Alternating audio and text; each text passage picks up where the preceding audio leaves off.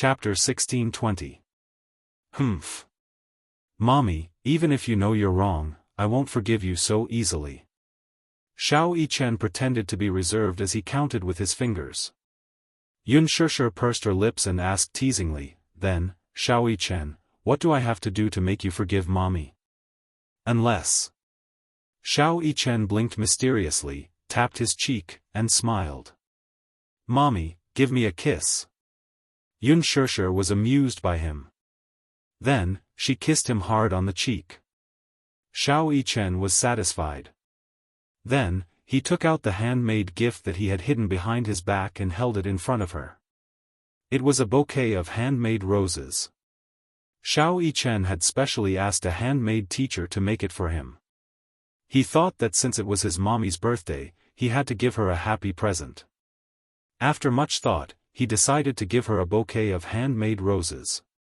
Handmade flowers would never wither.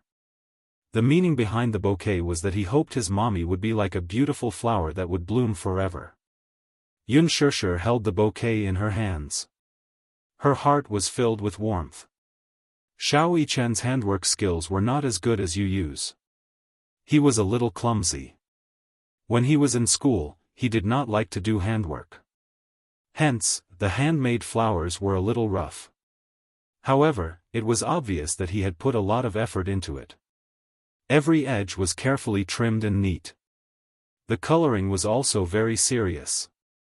Although there were not enough details, the overall product was very beautiful. Yunshushi loved it very much. She looked at the flowers with a smile on her face. She felt a sense of satisfaction that she had never felt before. Xiao Yichen asked nervously, Mommy. Mommy, do you like the flowers I made? Of course I like them. Mommy really likes the gift you gave me. Really? Xiao Yichen was instantly elated. He was so proud that he wanted to fly to the clouds. Mommy had praised his handwork. Mommy liked the flowers he made. His little tail was about to curl up into the sky. Yunshushi's affirmation was better than anyone else's praise. Mu Yaja's eyes twitched as he watched from the side. On the way there, he praised Xiao Yichen and said that his handiwork had improved, but Xiao Yichen was still unhappy. Yunshushi's praise actually made him so proud. Unfair. Yu Yu was jealous. She quickly grabbed Yunshurshi's arm and walked over to the cake. Then, she said proudly, Mommy, this is Yu Yu's birthday cake. As he spoke, he snorted and glanced at Xiao Yichen provocatively. The latter crossed his arms in front of his chest unhappily. Clearly, he didn't think much of it. His eyes seemed to say, Mommy would definitely like the flowers I sent her. Yu Yu replied with a cold stare, naive. Mommy would definitely like the cake I made the most. Yunshushi walked over to the cake and saw that Yu Yu had meticulously kneaded sugar figurines. Mu Yaja, Yunshushi, Yu Yu, and Xiao Yichen's family of 4 were used as the template. The figurines were pink and sticky, cute and charming. Xiao Yichen's and Yunshurshi's facial features were especially lively. However, Yunshurshi's gaze landed on Mu Yaja's face. Pfft! She burst out laughing. Not only was Mu Yaja's face fiercely pinched by Yu Yu, but his mouth was also tilted to one side due to the accident when he was making the cake. Ha ha ha. The expression of the sugar figurines was so funny that Yunshushi couldn't help but burst out laughing. Mu Yaja walked over and took a look. His face darkened and he rubbed his forehead with a headache. Chapter 1621. Daddy, you really can't blame me for this. Yu Yu explained innocently. Who asked Daddy to suddenly appear behind him when he was concentrating on making the cake, giving him a big fright. He was so frightened that he inadvertently drew his mouth crooked. Yunshushi laughed until tears rolled down her cheeks. Mu Yaja's sugar figurine's expression was so creepy that she couldn't stop laughing. Idiot, stop laughing. Mu Yaja felt a little embarrassed. The other 3 sugar figurines were so cute, but his sugar figurine had a fierce and dry expression. Most importantly, its mouth was crooked to one side. It was unbelievably ugly. He felt a little wronged. When he saw Unspoken laughing again, he had the urge to hide the sugar figurine. However, he couldn't. Yu had painstakingly made this cake for her. Otherwise, he would have destroyed it long ago. Seeing that his mother was amused, Yu was also infected by her happy and joyful mood. His lips could not help but curl into a smile, and he actually laughed along with her. Xiao Yichen had secretly taken a look at the cake and Mu Yaja's ugly but cute sugar figurine. He had already laughed along the way. However, now that Unspoken and Yu were laughing, he couldn't help but laugh too. The three of them laughed together. Mu Yaja's expression darkened. He glared at Yu warningly. Yu understood. He cleared his throat and coughed. He immediately stopped laughing and said to Unspoken, "Mommy, don't laugh anymore. Let's blow out the candles, okay?" "Okay." Yu immediately took out the digital candles and stuck them on the cake. Then, he lit the candles with a match. The flames flickered, illuminating the faces of the four people. "Xiao Yichen, let's sing a happy birthday song to Mommy together." Xiao Yichen immediately reacted and clapped his hands. "Happy birthday to you. Happy birthday to you. Happy birthday to my dear Mommy, happy birthday to you." Yu said excitedly, "Mommy, hurry up and make a wish." Unspoken immediately clasped her hands together and closed her eyes sincerely. She smiled and silently made a wish. Then, she blew out the candles. "Phew, wow. That's awesome." Little Yichen jumped up and down in excitement, his saliva almost flowing out of his mouth uncontrollably. Suddenly, he curiously tugged at his mother's sleeve and probed, "Mommy, what birthday wish did you make?" Yu gave him a hard knock on the head. "You big idiot. Wishes won't come true if you say them out loud." "Oh, I see." Xiao Yichen couldn't hide his disappointment. However, when he thought about how he was going to eat the cake, he immediately became happy again. "I can finally eat the cake." As he spoke, he greedily reached out his little hand to grab the little sugar figurine on the cake. Yu hit his head again. "Idiot. Mommy hasn't cut the cake yet. You're not allowed to eat it." Xiao Yichen groaned and held his forehead in pain. He blinked his big, watery eyes sadly and looked at Yu as if he was silently complaining. Yu also stared at him. Unspoken didn't know whether to laugh or cry. Why was it that Xiao Yichen, the younger one, didn't act like an older brother like Yu? Xiao Yichen was more timid. Chapter 1622. "Mommy, hurry up and cut the cake. That way, the birthday ceremony will be complete." "Okay." This little bun really knew more than she did. Mu Yaja walked forward and held her hand. Unspoken turned around and smiled at him. Then, they cut the cake together. The two little guys clapped and cheered. "Yu, can we eat now?" Little Yichen stared at him greedily, his saliva almost dripping from his mouth as he stared at the cake. Yu glanced at him in disdain and said expressionlessly, "Please wipe your saliva first." Xiao Yichen was confused. Yu sighed and rubbed his forehead. "Stupid brother, why are you so greedy?" "Because Yu's cake looks so tempting. It must be delicious," Xiao Yichen said honestly. Yu was speechless for a moment. Then, he sighed and took the initiative to cut a piece of cake and passed it to him. "You little greedy cat, eat it." "I don't want this. I want the sugar figurine on the cake." Yu pondered for a moment and asked curiously, "Which one do you want?" Xiao Yichen was drooling. "I want yours." Yu immediately said, "No." "Why not? Can't you eat yours?"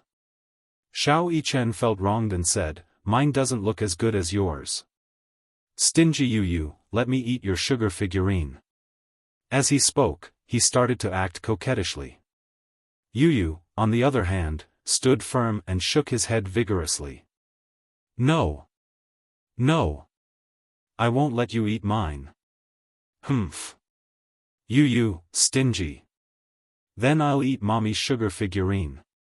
As he spoke, he reached out his hand and grabbed the cutest sugar figurine that Yu had spent the most effort on. Smack.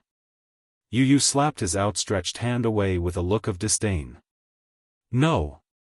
Xiao Yichen said dejectedly, what's wrong now? You can't eat Mommy's either. Why don't you eat Daddy's food? Yu said. When Xiao Yichen heard this, he felt wronged and mumbled unwillingly, I don't want to eat Daddy's little candy figurine. She's so ugly, I can't bear to eat her. Unspoken and Yu burst out laughing at the same time. At the side, Mu Yaja's face was extremely gloomy. There seemed to be cold air around him. Xiao Yichen shuddered violently. When he turned around, he saw Mu Yaja's incomparably frightening expression. He immediately explained earnestly, Daddy, I'm sorry. I'm not saying that you're ugly. I'm saying that the little sugar figurine on the cake is ugly. Don't be angry. Unspoken, Mu Yaja's face darkened even more. Why did this little guy have to explain to him so seriously? Was he born to be a comedian? Yu said, Xiao Yichen, be good and let Mommy choose a candy figurine first. It'll be your turn after that. As he said this, he turned around and said seriously, Mommy, pick a candy figurine and try it. Unspoken said in surprise, Are you talking about the candy figurine standing on the cake? Yes. Can it really be eaten? She was still a little surprised. This was the first time she had seen a candy cake. The 4 little candy figurines that Yu had molded were lifelike, lively, and adorable. She did not expect that these candy figurines could be eaten. Lifelike. Except for Mu Yaja's candy figurine.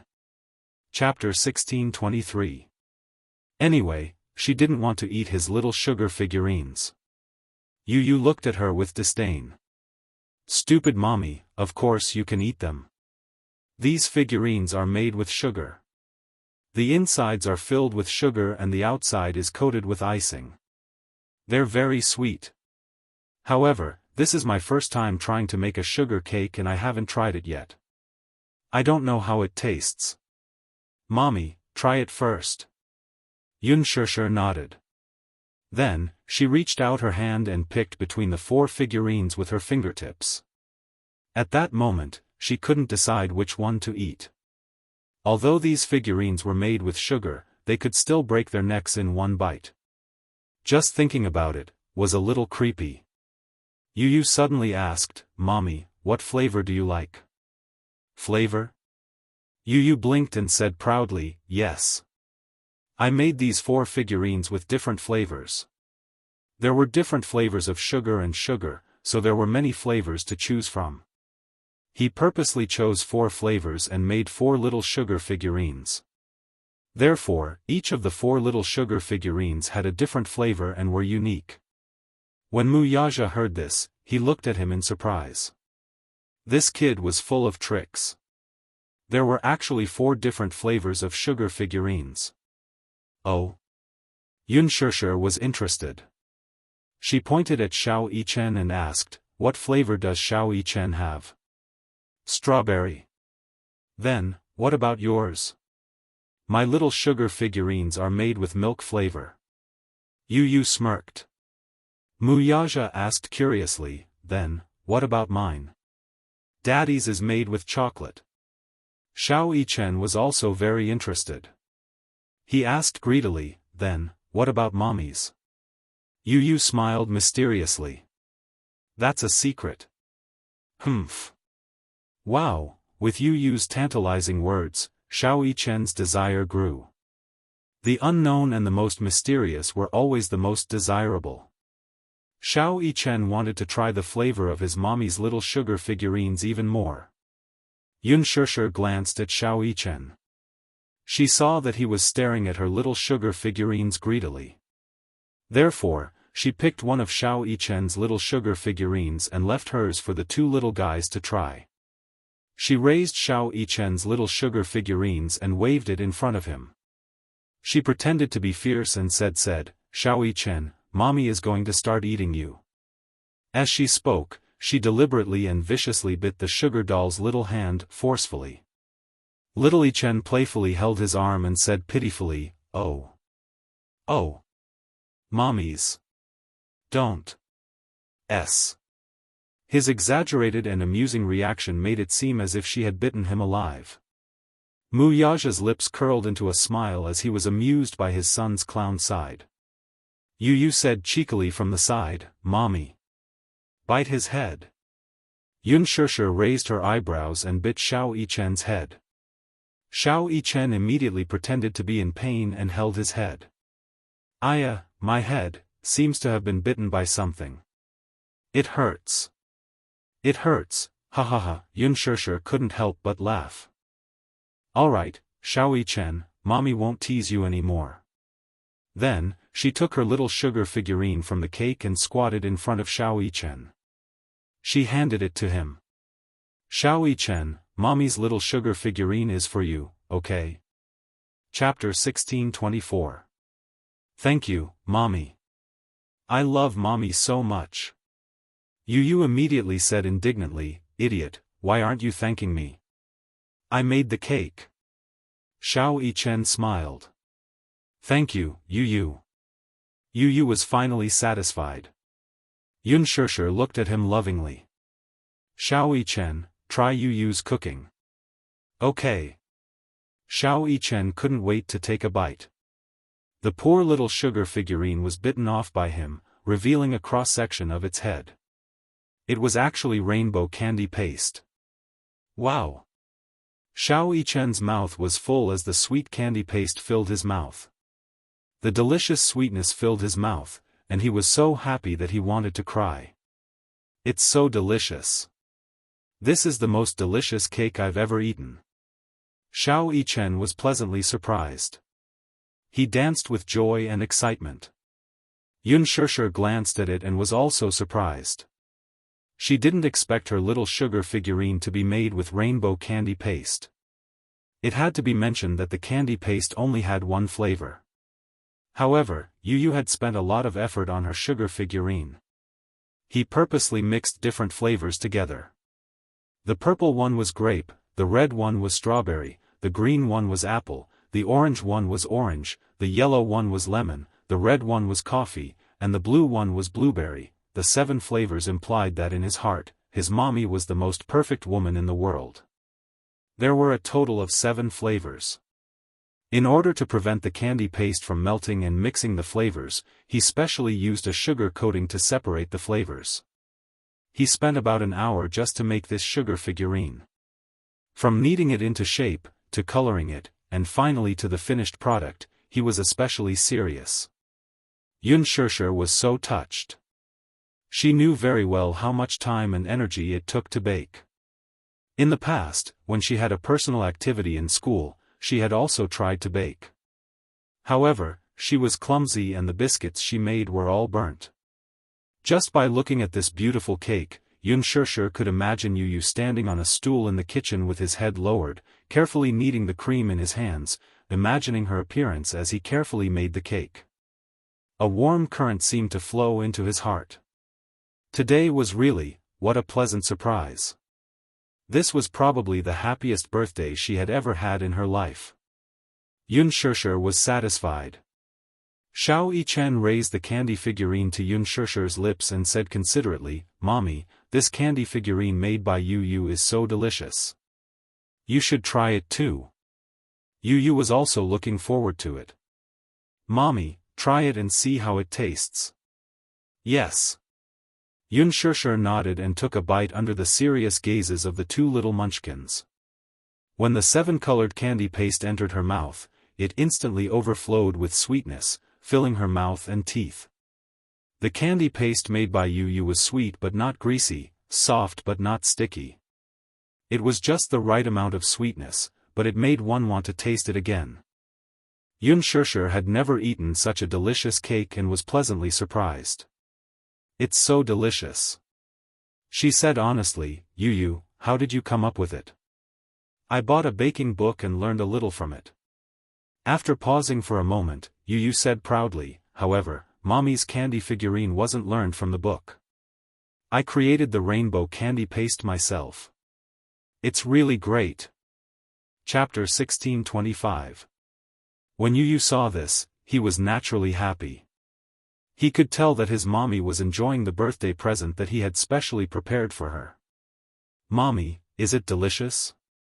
"It's delicious." Xiao Yichen was the first to reply. Yu glanced at him. "Humph. Greedy little kitten, I didn't ask you." Yun Shishir was delighted. She bent down and hugged him. "Yu, the cake you made is delicious. Can you make it for Mommy next time?" "Mommy, you're a greedy little kitten too." Although Yu sounded arrogant, he couldn't hide the joy on his face.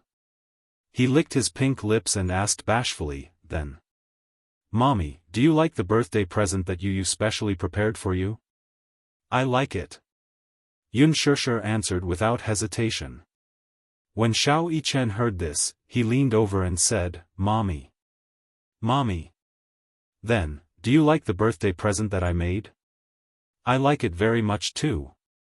Yu and Xiao Yichen looked at each other. The two little guys seemed to be fighting over this. Sparks flew in the air. The two squishy little balls looked at her and asked in unison, "Then whose present does Mommy like the most?" Yun Shishir was stunned. She looked at the two children blinking their big, watery eyes at her. For a moment, she couldn't make a choice. She liked the presents that the two children had given her a lot. She couldn't tell which one she liked the most. She was very touched. However, the two little lads seemed to be fighting for her attention. They insisted that she pick one. She really couldn't pick one. Suddenly, Yun Shishir had an idea.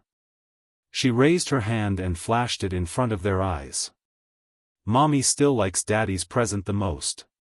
Yu and Xiao Yichen looked at her hand at the same time. They saw a dazzling diamond on her ring finger. It was Dairy Ring's rare pink diamond. It was extremely eye-catching. Yu had seen this custom-made diamond ring in a magazine. It was worth 8 figures. Pink diamonds were very rare. A 1-carat pink diamond was even more precious. When Xiao Yichen heard this, he immediately looked at Mu Yaja indignantly. He pouted and said unhappily, "So this is what Daddy prepared? How cunning."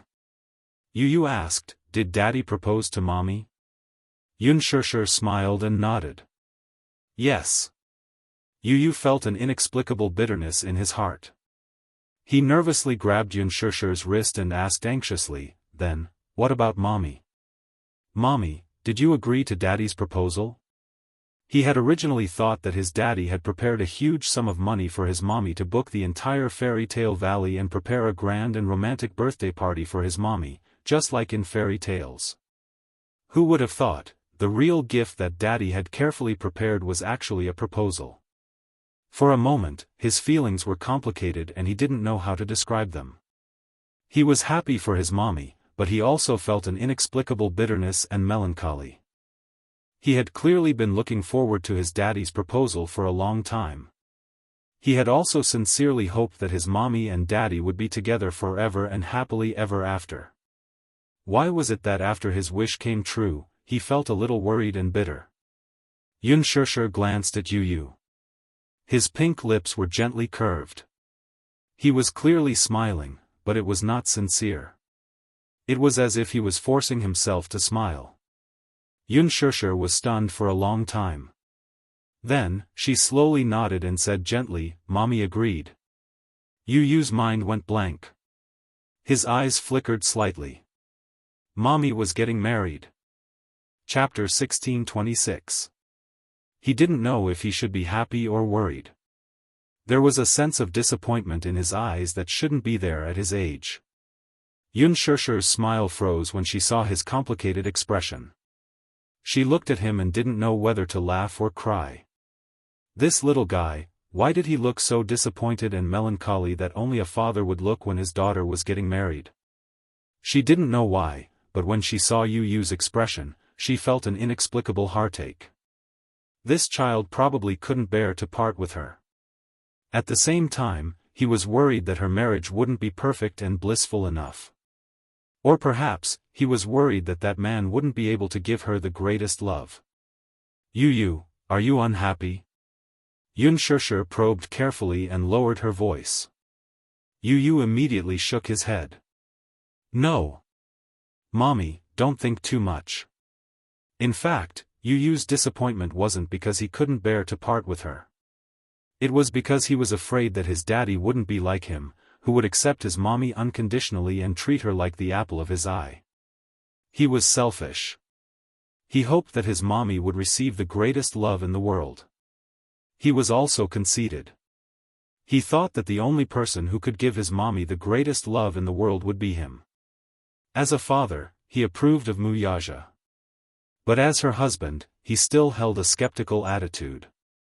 However, he was conflicted and a little happy. Mommy was going to get married. In the future, they would no longer be lonely as a family of 4. At this thought, Yu Yu's lips curved into a smile. He looked up and his twinkling eyes were bright and beautiful, as if there were countless twinkling stars hidden in them. Mommy, Yu Yu. I'm very happy. Mommy is going to get married. Yu Yu will definitely make Mommy the most beautiful bride in the world. When Unspoken heard this, she couldn't help but tear up. Yu Yu's intentions were incomparably precious. More precious than any treasure in the world. She hugged Yu Yu emotionally and kissed his pink cheeks. Thank you, Yu Yu. Mommy, don't say thank you. Yu Yu's tone was a little reproachful. She looked at her and laughed. Mommy's happiness is Yu Yu's happiness. Mommy, I wish you the best. With that, his lips curled into a smile as he suddenly grabbed her hand and led her to the front of the man. He then raised his head to look at him. Daddy, hand. Yu Yu ordered like an old man. Wuxia couldn't help but laugh a little. Looking at this overly precocious child in front of him, he secretly laughed in his heart, but his face was very serious. He obediently stretched out his palm. Yu Yu held Wuxia's palm with one hand and grabbed Unspoken's hand with the other. With a solemn expression, he carefully placed Unspoken's hand in Wuxia's palm. Daddy, in the future, you must protect Mommy well. This is what you promised me. You must cherish her for the rest of your life. Wuxia smiled and looked at Yu Yu's face. He said very seriously, okay, I'll definitely do what I promised you. Yu Yu then revealed a bright and beautiful smile. In the sky, the fireworks were dazzling. On the tree-lined path, the festooned cars were cruising. The crystal carriage stopped beside Unspoken. Wuxia held her hand and got into the carriage. In the dreamy parade, they gradually left. Yu Yu silently watched the carriage leave, still in a daze for a long time. Chapter 1627. He poked his head out and saw that Yu Yu's eyes were slightly wet. Xianxia smiled helplessly and his gaze softened. Yu Yu, don't worry.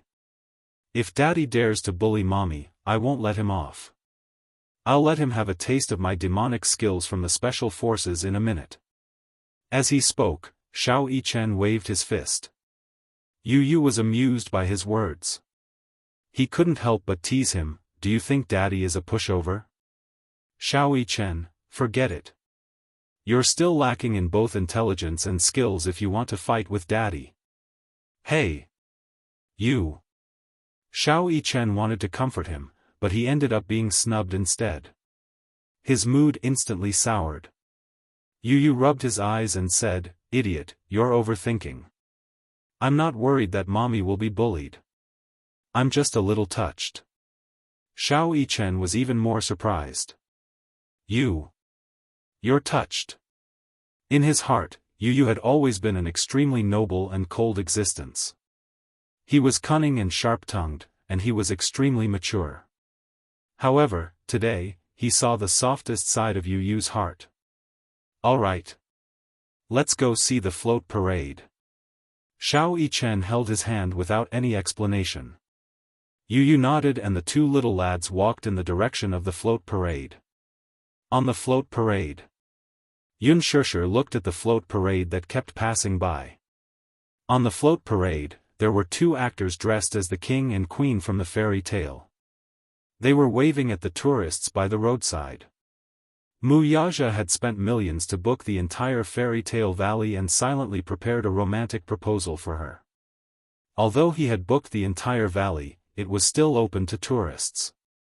He wanted the whole world to be a witness to this proposal. Just like in the fairy tale, however, the reality was, Wuxia sat in the carriage and held his forehead in frustration.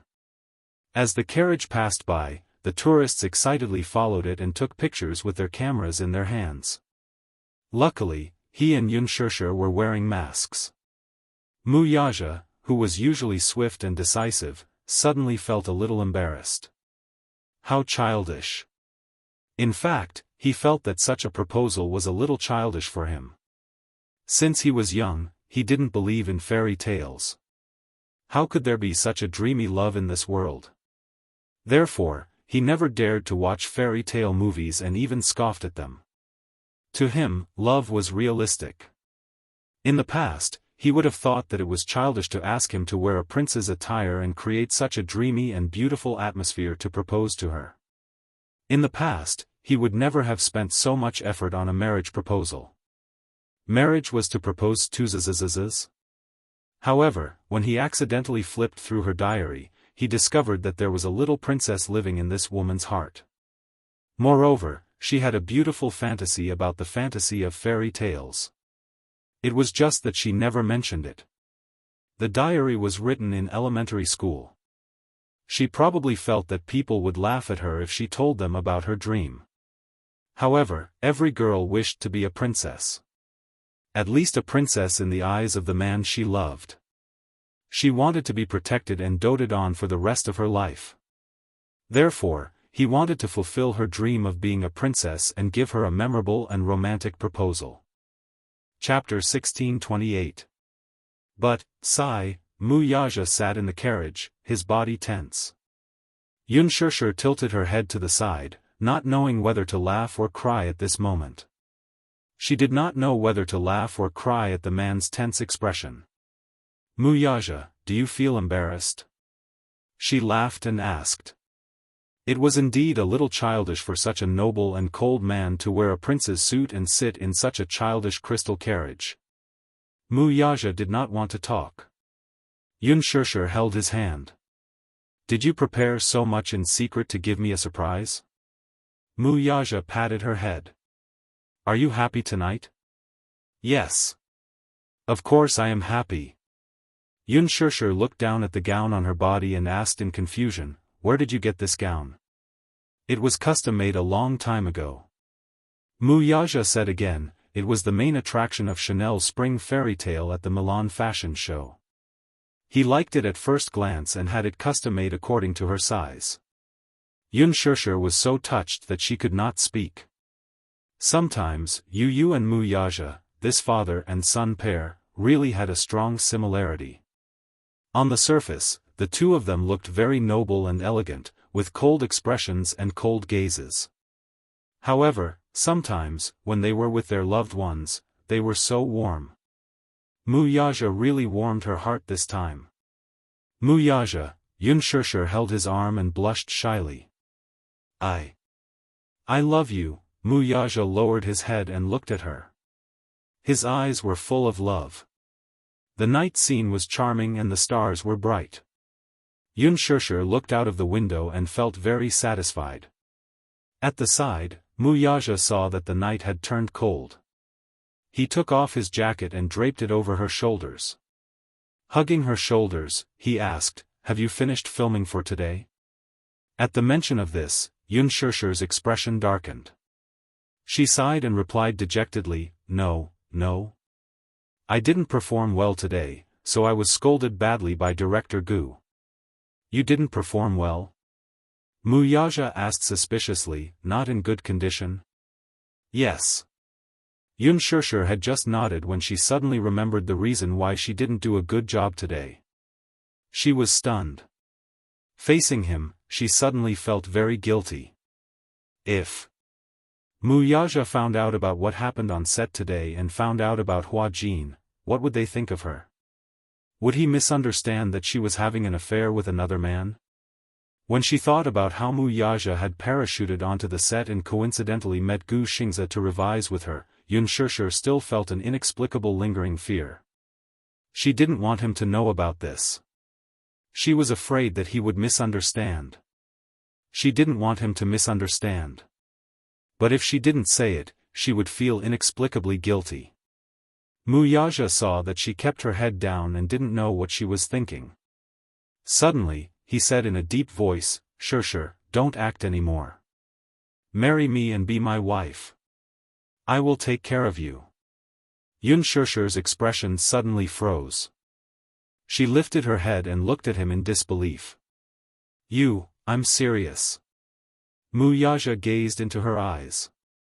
Her bewilderment was reflected in his deep gaze. Let me finish. Chapter 1629. He hugged her. His gaze was filled with longing, and his eyes were filled with longing. "You don't know how much I missed you in the 2 weeks that you were not around." That one sentence made her heart race. His seductive voice whispered into her ear, and his warm breath blew on her cheek, causing her heart to feel a little itchy. It was just a simple sentence, but it was full of deep meaning. Unspoken clenched her fists nervously. She was so embarrassed that her face and ears were red. She missed him too. However, other than filming, she spent most of her time memorizing the script. After filming started, there were some changes that needed to be made. Her character's lines had to be changed a lot. Hence, she spent a considerable amount of time memorizing the script. But she didn't want to. She had tried to ask Gu Xiaoyang for leave so that she could go home and spend time with her child and him. But her request was heartlessly rejected. Qin Zhou had also advised her not to ask for leave so often when filming had just started. Otherwise, the rest of the crew would misunderstand that she was enjoying special privileges. There were many people in the crew. Anything she said would be especially sensitive. If she wasn't careful, she would attract a lot of criticism. Seeing that she didn't respond, Muyaja grabbed her chin unhappily and narrowed his eyes. "Don't tell me that you're just going to let me stay in an empty room all by myself?" Stay in an empty room all by himself? Pfft, Unspoken was almost amused by his words, which were full of bitterness. "Hey! What do you mean by staying in an empty room all by myself?" Unspoken didn't know whether to laugh or cry at his resentful tone. "Hey, Muyaja, stop fooling around." "I'm not fooling around." Muyaja frowned. He really didn't want her to continue working in the entertainment industry. That kind of place was too messy. It was a place where people indulged in luxury and materialistic desires. Regardless of whether they were men or women, it was a place where people abandoned all restraint. Although the entertainment industry was called the entertainment industry, what was it actually? It was just a backyard for the capitalists, a place for the rich and powerful to enjoy and play as much as they wanted. It was no longer that pure. In this day and age, those who could make a name for themselves in the entertainment industry were all backed by rich people. On the surface, it looked like a game between celebrities. In fact, the ones who were really playing the game were the capitalists behind them. She liked acting, that was fine, but he didn't want her to treat it as a career. Previously, he had thought that since she liked to perform, even though he didn't like her entering the entertainment industry and pursuing such a career, as her man, he shouldn't interfere with her. He should give her the greatest freedom to a certain extent. But now, he felt that he couldn't do that. If she treated acting as her career, then the time left for him would be greatly reduced. He had been without her for half a month. Without him, he felt that his days were dull and boring. He missed her. No matter if it was his body or mind, he missed her crazily. He was beyond redemption. He missed the days when he hugged her to sleep. Now, whether he closed his eyes or opened them, the side of the bed was empty. The huge room gave people a feeling of desolation. In the past, when she was at home, he would always feel warm whenever he came home. But now, when he opened the door, he felt that the house was a little less lively. It was too cold. Chapter 1630. Yun Shusher's heart skipped a beat. She actually saw an unconcealable loneliness on his face. It was only then that she suddenly realized, so, because of work, because of her neglect, he actually felt lonely. In her heart, a sense of guilt arose spontaneously. However, Yun Shusher was extremely conflicted. On one hand, she loved acting, but she also hated dealing with those foul and unspoken rules in the entertainment industry. On the other hand, she wanted to leave the entertainment industry to accompany him, but she felt that if a woman left her career and only stayed by a man's side, she would be like a beautiful vase and would always feel insecure. From what she knew, a woman also needed a career and needed to be self-reliant. She shouldn't rely on a man to live. Be my wife and I'll take care of you.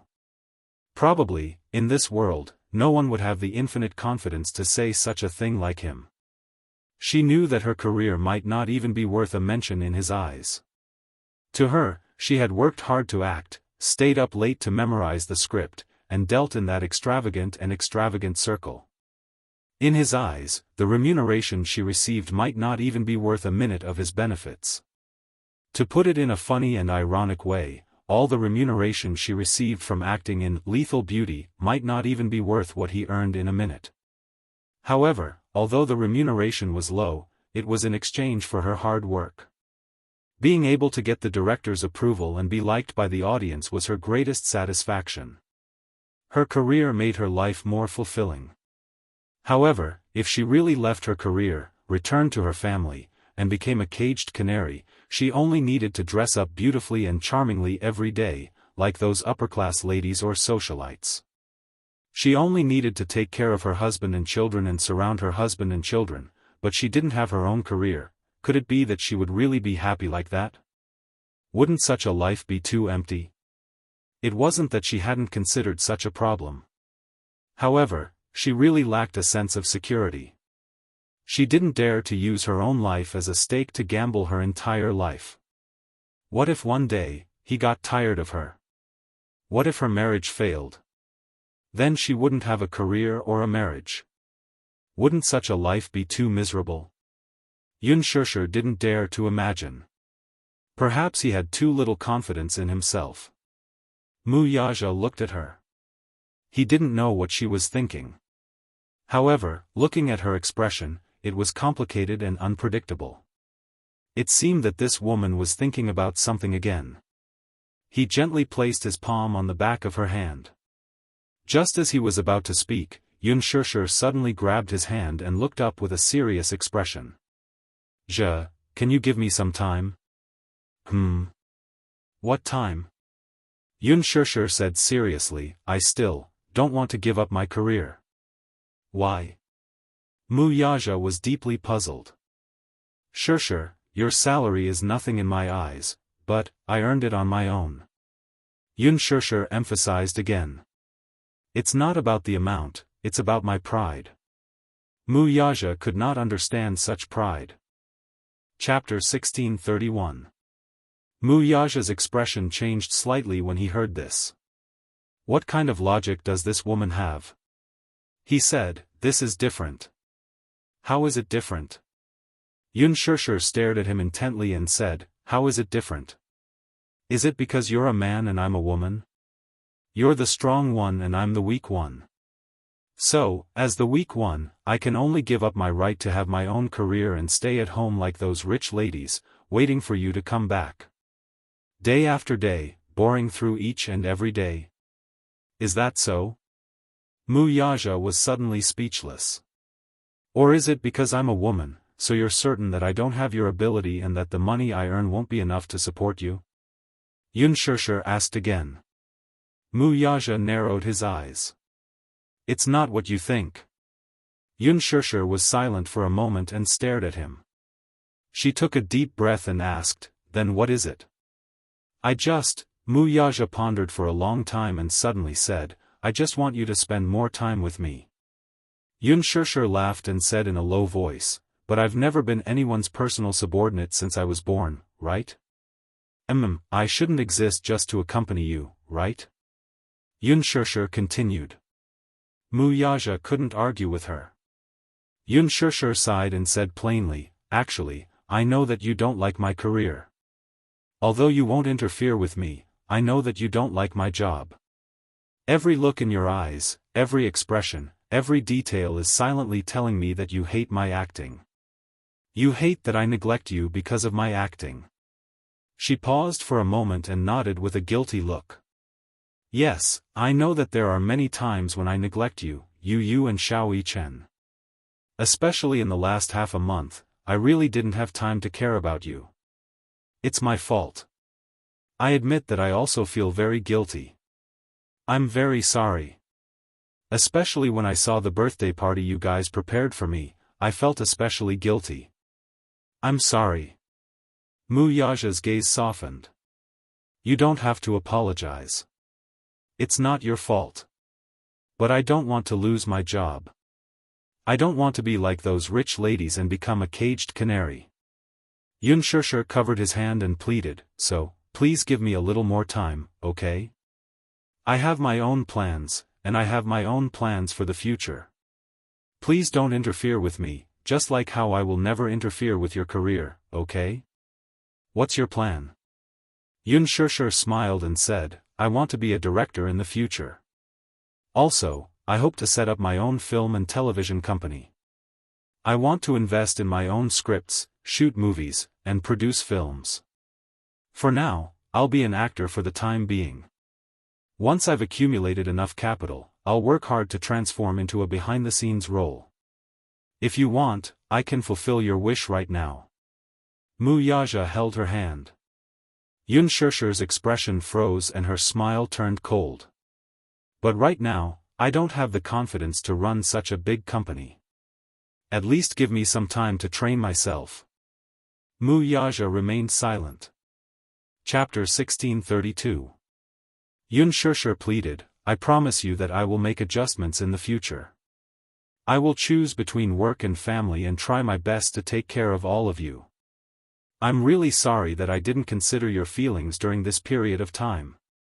But I promise that I will try my best to avoid such things from happening again." When Wuxia heard this, even though he was conflicted, he still decided not to interfere with any of her decisions. He knew her well. This stupid woman lacked a sense of security too much. She could be a rice worm for the rest of her life, but she was stubborn in her bones and was unwilling to depend on anyone to live. Just like Yu. He already had a lot of wealth, but he still hid it from Xianxia. Firstly, he did not want her to worry too much about him. Secondly, even if Yu was worth billions, Xianxia would not depend on him to live. This was also why she was cute and charming. She was different from those materialistic women in the industry who were greedy for power. He probably hoped to earn money with his own ability and spend his own money in a dignified manner. In fact, she was indeed very talented in acting. It was indeed a good choice to work behind the scenes in the future. "How much time do you need?" He raised his eyebrows and asked. His attitude showed that he had already compromised. Xianxia thought for a moment and then smiled. "Give me 5 years." 5 years was enough for him to accumulate experience. In these 5 years, she would work hard to learn and accumulate more surprises to be fully prepared for her transition behind the scenes in the future. "Actually, it's not that I didn't think of retiring. But I'm the one who decided to act. Since I made this decision, I should be responsible for my own decision. If I quit now, not to mention the sky-high liquidated damages, I will definitely implicate Jianghu. If I suddenly announce that I'm quitting the entertainment industry in the middle of filming, this would be a little too irresponsible. I know that I didn't have the chance to take care of my family for the past 2 weeks, and I feel very guilty. I thought about it and decided to ask Qin Zhou to help me and the crew to try to take 2 days off every week to go home. After this film, I will only accept works that I like. I won't let my schedule be so full anymore. If he took a step back, she would also take a step back. Moreover, she was very sincere. She had always placed her family first. Before this, she never expected that after entering the entertainment industry, she would be so busy that she didn't even have time to take care of her family. She had originally planned to focus on her family after filming The Green Apple, and occasionally take on a few projects that she was interested in. During this process, she would work hard to study screenwriting and directing. Between acting and directing, she was more interested in directing. When her abilities matured, perhaps she could also help him manage Huanyu. She knew that it would be very tiring, but she was happy to be able to work hard with her own ability. However, she really couldn't do it if she had to rely on anyone to survive. After she finished speaking, she looked at him with some apprehension. She was afraid that he would object and that he would not understand. Wuxia frowned but did not object in the end. He curled his thin lips and looked at her gently. He raised his hand and gently stroked her head with a doting smile. Good. I will wait for you. He gave her 5 years. These words gave Xianxia great relief. Chapter 1633. Leaning on his shoulder, she said softly, Wuxia, thank you. Thank you for understanding my stubbornness, thank you for understanding my decision. She leaned over, her soft and exquisite body pressing against his. Wuxia hugged her tightly, but purposely teased her. He lowered his head and kissed her red lips, asking back, You. How do you plan to thank me?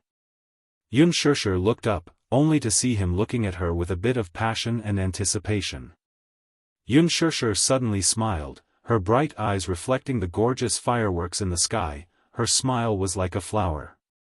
Amidst the fireworks in the sky, she took the initiative to hook her arms around his neck.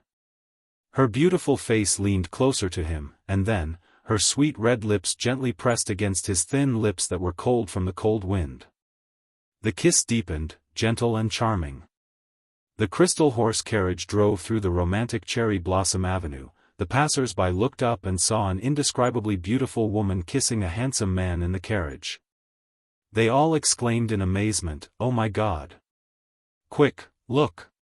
Quick, look at the horse carriage! It's so romantic! I heard that Fairy Tale Valley has been booked by someone today, decorating it dreamily for the proposal ceremony, and it's open to tourists for free. Let the tourists witness it. Don't tell me it's the 2 people in the horse carriage.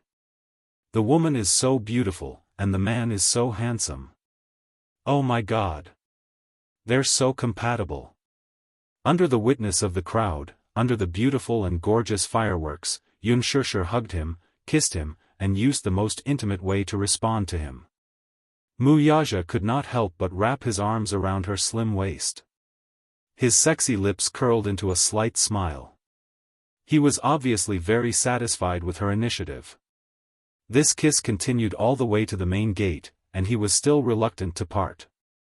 From the beginning, she took the initiative, until later, when she fell into his control, he kept attacking with impatient passion, attacking the city, unwilling to be separated from her. Xianxia was almost suffocated by his kiss. In a daze, she tried to force herself to sober up, but from the corner of her eyes, she saw that the horse carriage had already driven to the main gate, and the extended Bentley was waiting quietly at the gate. However, the driver standing in front of the car door did not dare to look directly at it, his head lowered, eyes and nose looking down, not daring to disturb them. She was even more embarrassed. Clenching her fist, she lightly punched his shoulder. But he was unmoved, not allowing her to escape. He held her neck tightly, forcing her lips to be closer to his, the tip of his tongue between her lips, constantly stealing her sweet breath. How long has it been since he tasted such deliciousness? He already could not remember. Kissing her, he could not stop. No. Xianxia was angry and embarrassed. This man, how could he not bear to stop once he started kissing her? There were so many people at the gate. Didn't he know he? From the corner of her eyes, Xianxia saw that many tourists were either stunned or heckling around the horse carriage, constantly raising the cameras in their hands, trying to capture such a romantic and beautiful scene.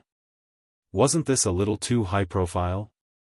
Xianxia punched his shoulder, but before she could say anything to stop him, she felt the world spinning in front of her eyes. This man actually carried her in his arms and stepped out of the horse carriage. Chapter 1634. Xianxia saw the heat in his eyes. Muyaja's voice was hoarse and dark, as if he was trying hard to suppress something. Be good, don't talk. Her soft and bone-chilling voice was undoubtedly the most powerful aphrodisiac at this moment. If he wasn't careful, he would be completely ignited. He could still barely hold it in. Muyaja carried her and walked to the front of the car. The concierge opened the car door, and he hugged her and stepped into the car. Just as the car door closed, he pressed a button to raise the partition between the driver's seat and the back seat. The covetous look in his eyes made her feel an inexplicable fear. Muyaja, you. Before she could finish her sentence, he pushed her down onto the seat. Immediately after, his tall body pressed down on her. Don't. She widened her eyes in panic and instinctively reached out to push him away. However, she was resisting, which aroused his desire to conquer her even more. When it came to matters of love, a man's desire to conquer would arise spontaneously from his bones. Moreover, he had to be in control of all the initiative. Even if she resisted, with her small strength, there was no way she could go against him. Moreover, she was going against the current Muyaja. As if he had gone mad, he covered her with his body and fiercely kissed her lips. Like a young man who had tasted the forbidden fruit for the first time, his kiss was impatient and predatory as he constantly sought her sweetness. Xianxia was almost unable to breathe from his kiss. She pushed his chest, but the man's heavy body was like Mount Tai, attacking her like a mountain toppling over. No matter how hard she tried, she still couldn't move an inch. Hey, Xianxia struggled uneasily, pushing him away and avoiding him. Muyaja suddenly pressed on her shoulders and opened his handsome eyes. She suddenly looked up and met his deep and endless eyes.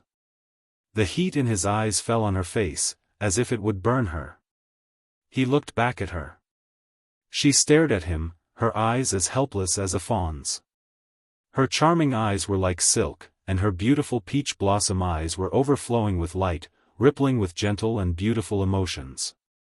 Especially at this moment, it was as if her face was smeared with a layer of rouge. It was so damn charming. The sight of her caused him to feel as if a wave of terrifying numbness was spreading along a certain part of his body, causing his tendons and bones to soften and spread throughout his entire body. He wished for nothing more than to ruthlessly eat her up at this very moment. Looking into his dark eyes, it was as if there were two flames burning fiercely, as if they were going to devour her soul. However, in the end, he managed to maintain his last bit of rationality. Muyaja tried his best to control himself, suppressing the impulses in his body that were ready to explode. He hugged her, but he did not dare to move anymore. Hugging her tightly, his heavy breaths echoed in her ears, one after another, like a ferocious beast eyeing its prey, constantly letting out heavy breaths. She was shy and helpless as he pinned her under his body. Similarly, she did not dare to make any rash movements. She was afraid that if she wasn't careful, she would agitate him instead. Separated by a thin layer of clothing, she could easily feel the change in a certain part of his body. At this moment, it was already as hot as iron. She didn't dare to move even more. Her face was flushed red, and she was so shy that her face and ears were red. This. What was this? She didn't know whether to laugh or cry. This man was actually so. Chapter 1635. Muyaja hugged her even tighter. Every minute and second felt like an eternity of torture. His tense body was screaming, and the fire in his body was raging. Every second he endured, his breathing became heavier. Who knew what he was enduring? Enduring wasn't his style. If it were in the past, he would have wanted to skin her alive and integrate her into his bones and blood. However, he was afraid of scaring her. He knew very well that this woman did not like to do it in the car. So, to take care of her feelings, he had to endure until they reached the hotel. However, enduring like this was really torturous and painful. The thin layer of sweat on his forehead was seeping from his skin, silently telling her how much pain he was in. Xianxia did not know whether to laugh or cry, and her heart ached. After not seeing her for half a month, he really missed her. Whether it was his body or his heart. Damn it, he missed her. From his tense body and the fiery temperature, she could feel how hard this man was enduring at this moment. She hugged him tightly, and her heart could not bear to see him like this. Therefore, she held his handsome face lovingly and kissed him encouragingly between his eyebrows. "Thank you," she said sincerely. "Thank you for doing so much for her. Thank you for giving in and changing for her." He used to be such a proud man, but for her, he kept changing and giving in. "Kiss me." His dark eyes were burning brightly as he stared at her face and said to her. Xianxia smiled and kissed his thin lips. However, he was not satisfied. He kissed her lips deeply, as if he could use this to cool down his burning body and mind. Unexpectedly, this kiss was so inseparable that they kissed all the way. When the car stopped at the entrance of the hotel, he hugged her. The person in his arms was already in a daze from his kiss, and she did not know where she was from. When they were outside the car, the chauffeur gently knocked on the car window and said carefully, "CEO Mu, we've arrived." Only then did the two people in the car wake up. He left her lips, only to see her face in a daze. Her face was tender and naive, but it made her even more charming. She, on the other hand, felt a little dizzy from his kiss. When she left his lips, her eyes were slightly narrowed and the world was spinning in front of her eyes. His kissing skills were improving day by day, and in front of him, she was like a pitiful newbie. She was still a little inexperienced and was controlled by him, allowing him to dominate her. He couldn't help but smile as he lightly patted her face. "We're here, little fool." Xianxia was still in a daze. She opened her eyes and looked around. When she pulled open the curtains, she realized that the car had stopped. She asked dizzily, "Where is this hotel?" Just as he finished speaking, before she could regain her senses, he pulled her into his arms and got out of the car. She let out a soft, "Ah." At the entrance of the hotel, rows of waiters stood respectfully. Under everyone's gaze, he carried her in his arms and walked through the door grandly. Once again, Xianxia was so embarrassed that her face was burning red. Why was this man so high profile? Couldn't he keep a lower profile? If other people saw him carrying her like this, what would they think? She gently hit his shoulders and said softly, "Hey, can you put me down? I can walk on my own." Chapter 1636. He loved her dearly. Seeing her in a daze, her body limp and weak without any energy, how could she walk? But if Xianxia knew what the man was thinking at that moment, she would roll her eyes again. Heavens, just how precious was she in his heart? He couldn't even bear to walk a few steps. Sometimes, it really wasn't an exaggeration. In front of this man, her pair of legs were just like decorations. They were purely for looks and had no practical use at all. But if he could do that, Wuxia was willing to carry her like this all the time. He couldn't wait for her to grow on his body. If Xianxia knew what he was thinking, she would probably not know whether to laugh or cry. He carried her and got out of the car. As if he didn't see the embarrassment on her face, he hugged her and strode towards the hotel with big steps. When the 2 rows of concierges saw him, they all lowered their heads and bowed in unison. All of them kept their heads down and didn't dare to look up. With the concierge leading the way, he carried her into the elevator. Under her many requests, he finally put her down. However, she didn't know if it was because she had been pressed down by him for a long time, but the moment her feet touched the ground, she went limp and almost fell to the ground. She managed to support him and barely managed to stand firm. The man looked at her, but there was a hint of playfulness in his eyes. He stretched out his long arm and wrapped it around her slender waist. His strong arm firmly supported her and lifted her body up a little. The elevator door slowly closed. At that moment, only the two of them were left in the narrow space. The quieter the space, the clearer the sound of the man's covetous breathing could be heard. It was heavy and deep, rising and falling one after another. It was obvious that he had endured to the point where he was on the verge of exploding. Xianxia held onto his arm and could clearly feel his tense muscles. She didn't know why, but she inexplicably felt her legs go limp. Her face and ears were red as she thought about how this man had suppressed himself for so long. She didn't know what kind of storm she would have to face next. Because of that, she felt a little uneasy and didn't know what to do. The hotel building was 30 stories high. The suite he booked was on the 28th floor. The floor numbers jumped and the elevator continued to climb. At the same time, the temperature in the elevator also rose. Xianxia sensed that his body was getting hotter and hotter, and she silently wanted to hide to the side. However, he immediately noticed her subtle movement and abruptly grabbed her waist. He snorted, "What are you hiding for? I won't eat you." Would it eat her up? She couldn't help but question his words. This man was truly a monster. It was as if he had an inexhaustible amount of energy, and he never felt tired at all. How could he be so powerful? She had heard that most men would only be able to last one night in bed before they would be exhausted. However, this man only needed to recharge his energy for a short period of time, take a shower, and change into a suit. Then, he would return to his work in high spirits with the demeanor of an elite of the empire. Wasn't he tired? Or was he born with great physical strength? According to her observation, this was under the condition that he was conservative. Every time he still had some reservations in bed, she was already being tormented to the point where she was about to fall apart. If he didn't hold back, what would happen? Chapter 1637. Xianxia couldn't control herself from letting her imagination run wild. When she came back to her senses, she clenched her fists tightly.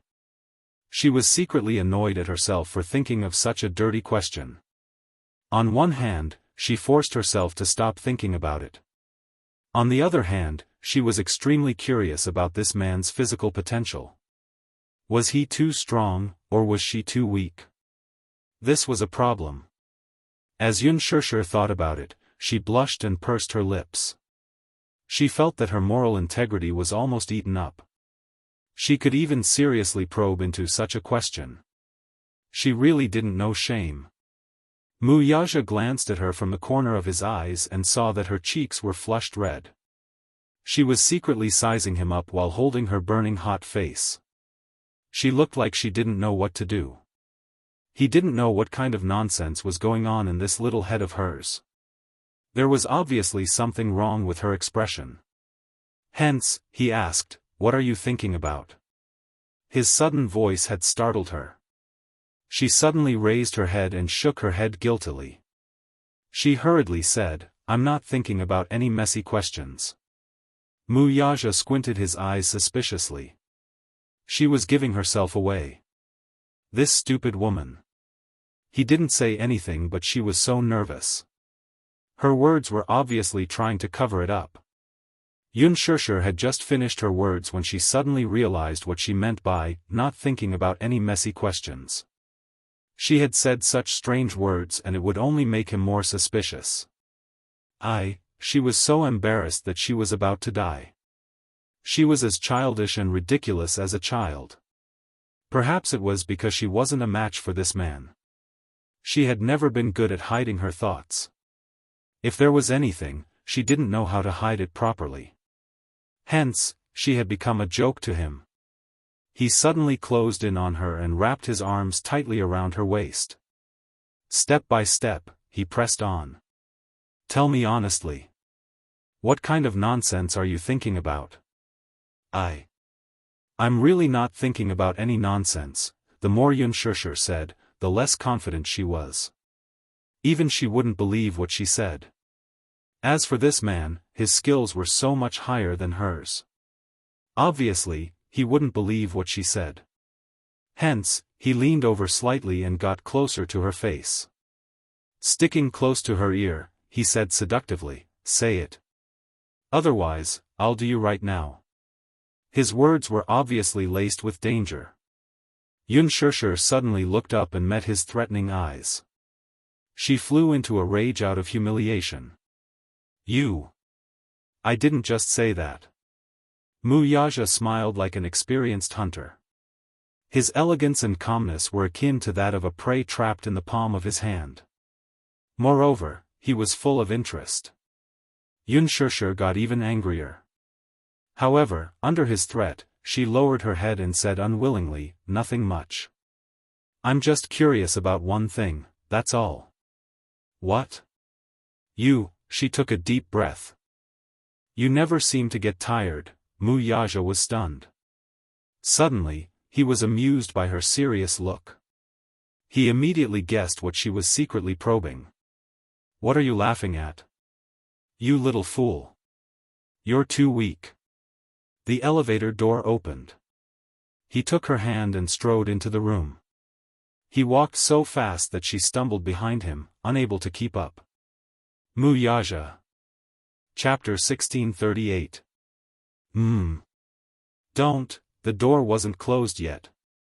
However, what she got in return was the man's kiss. It was as if at this moment, the emotions that had been suppressed for a long time had finally been released. For the past half a month, including the journey from Fairy Tale Valley to the hotel, he had been trying his best to restrain himself so that at this moment, he would not hold back at all. He lowered his head, pressed down on her shoulders, and kissed her deeply. The ferocious and predatory energy was comparable to when they were in the car just now. In fact, it was even more ferocious. Even though she repeatedly cried out in surprise, she could not resist him. He pressed his lips against hers and swallowed all of her resistance and rejection into his stomach. Previously, to take care of her, he had tolerated himself. However, now that they were here, it was the world where he could do whatever he wanted. He did not need to care about those trivial matters, and he did not need to suffer any more. Now, he only needed to think about how to properly taste her goodness. In an instant, he had filtered out more than 10 positions in his mind. Just as his fingertips touched her skin, he felt a burning sensation and kissed her fiercely. In the past half a month, he had missed her so much that he had missed her so much. He was also surprised that he could actually control himself and not fly to the set to look for her. This woman had a unique charm. Once he had tasted her, he would never forget her. No matter what, he would always be able to recall her sweetness. In this world, other than her, there was probably no other woman who could be so compatible with him. As he kissed her, it was as if he was reminded of the time when he had her. That carefree and unrestrained feeling was still vivid in his mind. When he touched her, it was as if he was bewitched and could not get rid of it. Door. As Yunshursher struggled, she tried her best to remind him that he seemed to have something that he had not done. However, Wuxia was a little impatient. His long arm stretched out and with a click, the door was successfully closed as she wished. When she saw this, she heaved a sigh of relief.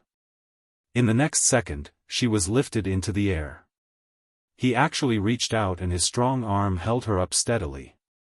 At this moment, she was facing him with her back against the entryway, but her whole body was lifted into the air by him. "Look at me," Wuxia reached out a hand and grabbed her chin, forcing her to look at him. "Look at me." Yunshursher looked at him and her gaze froze. Stupid woman, you should concentrate now. He was a little dissatisfied that she was distracted by unimportant things, so there was some displeasure in his eyes. All of your time tonight belongs to me. After saying that, he steadied her and withdrew from her. The emotions that he had been suppressing for a long time were already clamoring to the extreme. With a ferocious ferocity, he practically charged straight into her. He didn't give her any room to breathe. He pressed her down and took her for himself. Ferocious, he was as ferocious as a wild beast. He wanted her, he wanted her, he wanted her, he wanted her, he wanted her, he wanted her. Even though she was prepared for it, she was still frightened by such a shocking impact. After he was done, he panted heavily and hugged her, not willing to let go. Holding her in his arms, he walked to the living room, sat on the sofa, and continued what he had yet to enjoy. Chapter 1639. The battle lasted until midnight, but the man was still not satisfied. He fully displayed his seemingly inexhaustible stamina, and it was as if he wanted to use this night to vent all his longing for her for the past half a month. When he was aroused, he kept calling her name, and she kept responding to him. At first, she tried her best to cooperate with him, but later on, she was so tired that she gradually lost her stamina. The battle was close to madness, and the smoke of gunpowder filled every corner of the bedroom. She only felt that the world had gone crazy. The sky was spinning, and the earth was moving. The whole world seemed to be collapsing, and the earth was shaking. All her rationality was ethereal, and it was difficult for her to return to her shell. Her mind was filled with the thought that he had gone crazy. And she, too, had gone crazy. They had both gone crazy. It was as if their bodies no longer belonged to them. Their bodies were dripping with sweat, and it was sticky. It felt as if the two of them had been fished out of a pool. Outside the door, the two little lads were curiously leaning against the door. They originally wanted to sneak around and find out what was going on. However, they were helpless as the soundproofing of the hotel was really amazing. The two of them wanted to stick their ears to the door, but they still couldn't hear anything. Sigh, forget it. Yu suddenly snorted and said, I listened to your nonsense, and that's why I came to do such a thing with you. Eavesdropping on Daddy and Mommy is too despicable. If Daddy finds out, he'll be angry again. Xiao Yichen felt wronged and said, Boo-hoo, you were the one who wanted to steal, shut up. Yu blushed and covered his mouth. He said anxiously, if you continue to talk nonsense, I'll ignore you. Okay. I won't talk nonsense anymore. I wanted to eavesdrop, so I pulled you along. As an older brother, Xiao Yichen naturally gave in to him, so he couldn't be bothered to argue with him. Yu was satisfied. He pursed his lips and looked at Xiao Yichen with a smile. He opened his palm and said, okay.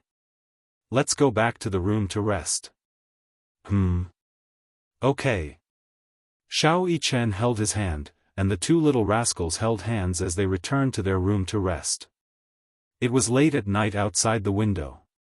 With a deep groan from the man, the two of them climbed up the gorgeous clouds. At this time, the two bodies lying on the bed were already soaked in hot sweat. Towards the end, he suddenly grabbed her cheeks and kissed her seductive little mouth. Ugh, Yunshursher's cries were all overbearingly swallowed by him. With the last bit of strength, he completely relaxed his tense body and laid on top of her, panting heavily and rapidly. The man's sexy and deep breathing kept echoing in her ears. His warm breath brushed against her ear, making her feel itchy, but she was powerless to resist. After that, she was completely paralyzed in his arms, unable to move at all. And the important responsibility of dealing with the aftermath naturally fell on him. After Mu Yaja calmed down, he couldn't help but scratch the bridge of her nose. Little rascal. This stupid woman. Throughout the whole process, he was the one who put in the effort. What about her?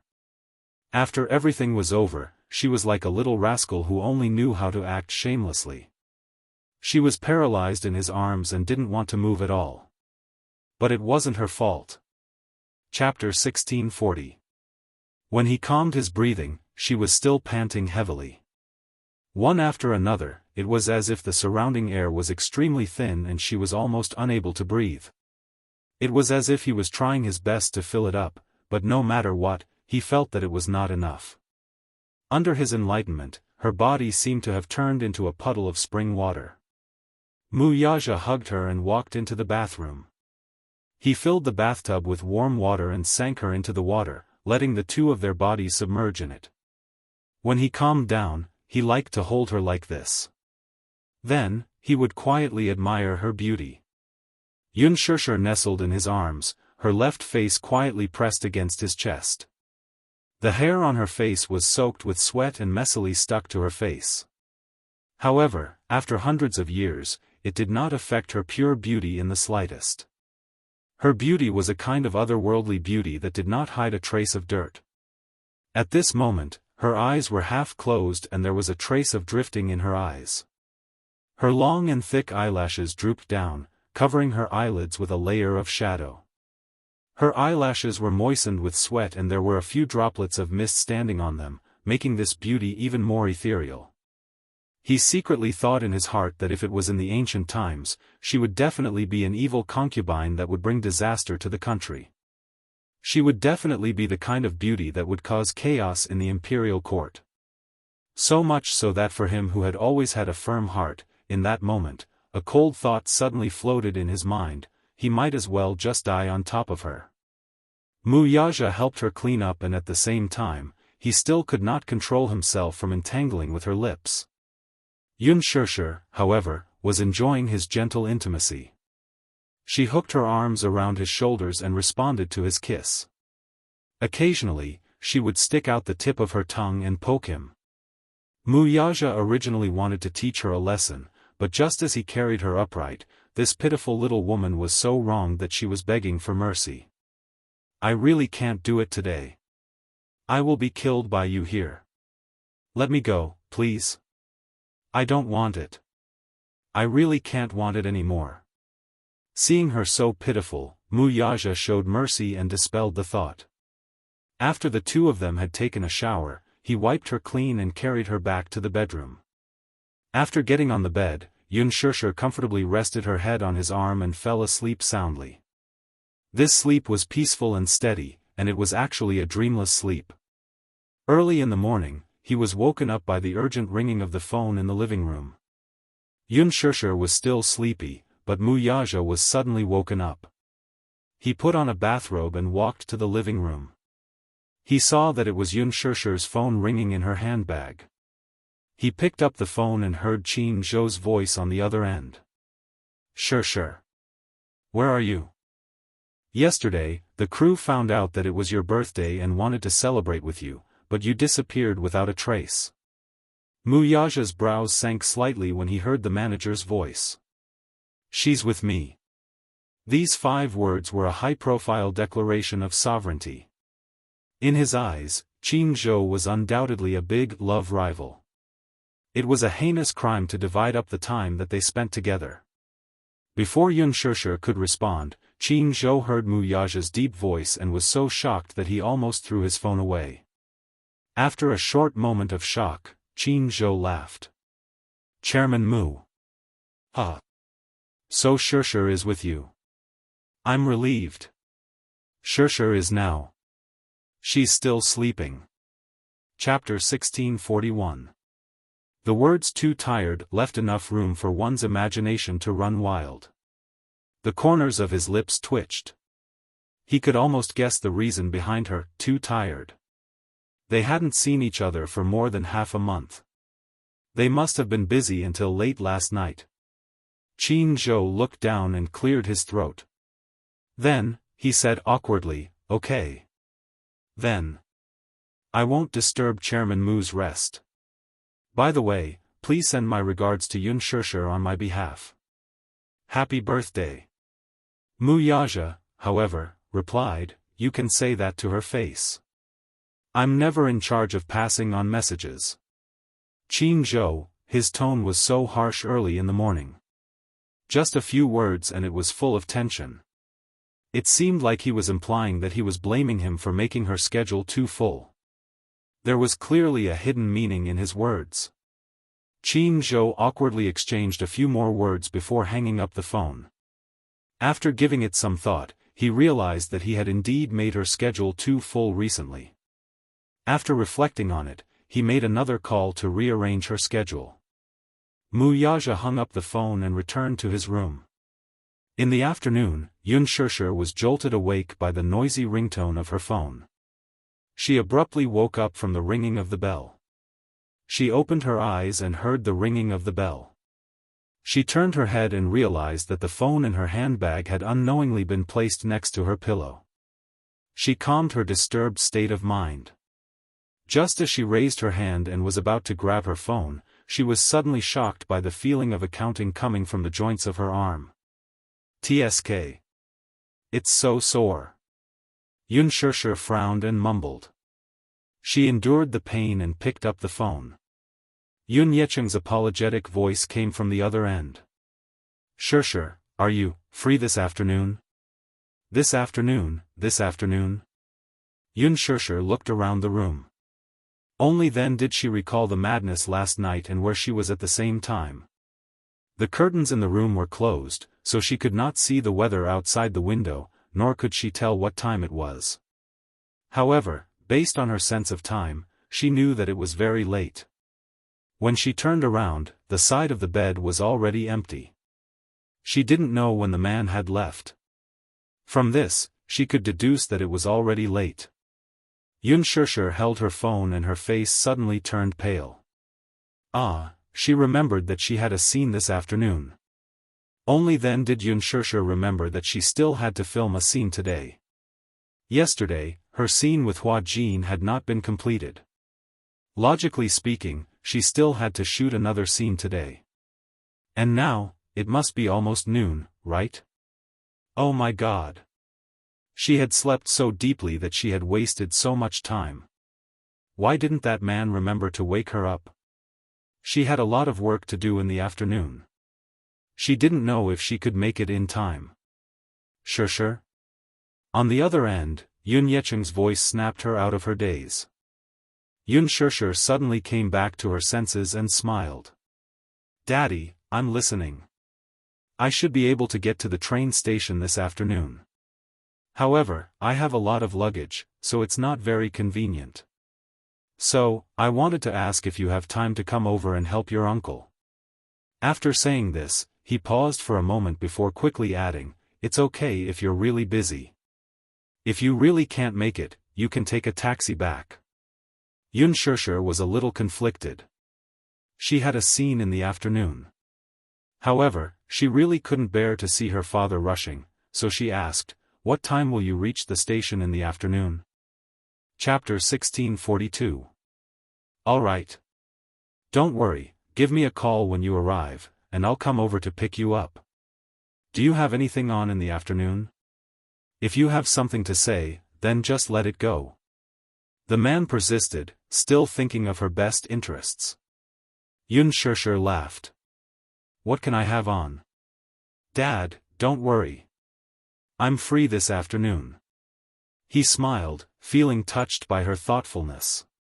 After giving her a few more words of advice, he hung up the phone. She looked at the time and saw that it was 11:30 p.m. Hence, she hurriedly dialed Director Gu's number. She wanted to ask when the afternoon shoot would end, but the man politely said, Shishir, it was your birthday yesterday. I wanted to arrange for everyone in the production team to celebrate your birthday, but unfortunately, I don't know where you went afterward. Since it's your birthday, I'll give you 2 days off. Have a good rest today and tomorrow. Report to the production team the day after tomorrow. The man's kind words gave her a huge shock. To be honest, she was a little dumbfounded. In reality, she had called Gu Xiaoyang to ask for a day off, but when she thought about how she had left the set without permission yesterday, she braced herself for a harsh scolding. Trembling with fear, she waited for Gu Xiaoyang to give her a good scolding. After all, the production team clearly stated that no one was allowed to leave the set without permission. It was the same as clocking in at work, one was not allowed to leave without permission. Yesterday, she had left the set without saying a word. Logically speaking, Director Gu would definitely criticize her for speaking on her own. He would also give her an appropriate punishment. In the end, he would make an announcement to the entire set to punish her as an example to others. However, he didn't expect Gu Xiaoyang to be so reasonable after this phone call.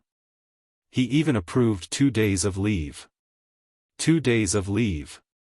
Did the sun rise from the west? This was a rather luxurious treatment that only A-list stars or protagonists could enjoy. Unspoken was ecstatic. Although she had an unfinished scene and felt a little uncomfortable with the unfinished work hanging there, these few days were indeed too tiring for her. She needed time to rest properly. After half a month of continuous filming, she was already exhausted. She had applied for leave several times, but the director did not approve it. She did not expect to be granted leave today. Unspoken was so excited that she couldn't calm down. She put down her phone, sat up, and lifted the quilt to get out of bed. However, just as she lifted the quilt, she suddenly saw the ambiguous marks on her body. Especially the base of her thighs, there were actually bruises. She was so embarrassed that she couldn't even show her face. Her skin was very white and tender. Even if she was casually pinched without using any strength, it would leave an eye-catching mark. Not to mention the unrestrained battle last night. When she thought of this, Unspoken felt extremely embarrassed. When she got off the bed, the moment her toes touched the ground, she almost fell down. Oh God, her thighs were sore and swollen, and her waist was so soft. She didn't know what had happened to her body after that night. When he got off the bed, his whole body was in a daze, and there was even a faint feeling of lack of oxygen. Rather than saying that he was crushed by the wheels, it would be more appropriate to say that his entire body felt like it was falling apart. At this moment, even moving his arms was strenuous. Unspoken calmed down, gently massaged her waist, took a deep breath, and got off the bed. Chapter 1643. Pushing open the door, she was greeted with a room filled with warm sunlight. The sun was shining brightly outside the window. This was a luxurious suite that included a small business conference room, a living room, a bedroom, a bathroom, and a study room. Unspoken put on a bathrobe and walked into the study room. She saw Wuxia sitting in front of the computer, staring intently at the screen. He was so focused that he didn't realize that Unspoken was standing behind him. It was only when she leaned against his back and wrapped her arms around his shoulders that he suddenly realized that she had entered the room without him knowing. "Are you busy?" Unspoken rested her chin on his shoulder and looked at the computer screen in front of him, only to realize, to her annoyance, that the files on the screen were actually a series of densely packed financial reports. Just looking at them gave her a headache. It turned out that he was dealing with the company's quarterly financial reports. She said guiltily, "Did I disturb you?" Wuxia smiled and patted the back of her hand gently. His voice was gentle as he asked, "Why don't you rest for a while? If you continue sleeping, it'll be night soon." Unspoken paused and laughed. "Why didn't you wake me up when you were awake?" Wuxia raised his eyebrows and said innocently, "I saw that you were sleeping soundly and even snoring like a little pig. That's why I didn't wake you up." "Snoring?" Unspoken was shocked. She was shocked and retorted with a red face, "You're talking nonsense. I never snore when I sleep. Why didn't you snore?" Wuxia wanted to tease her, though, so he said in all seriousness, "You're snoring really badly. Like a little pig. When I called you, you even smacked your lips. You don't look like a lady at all." She panicked. He was so serious that Unspoken believed his words without a doubt. She really thought that she really snored when she slept.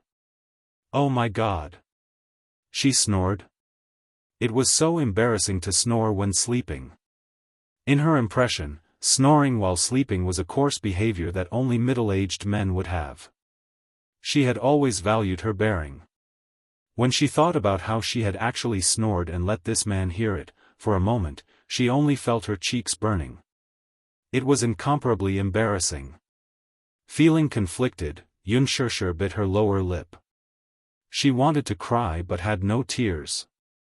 Pouting, she carefully defended herself.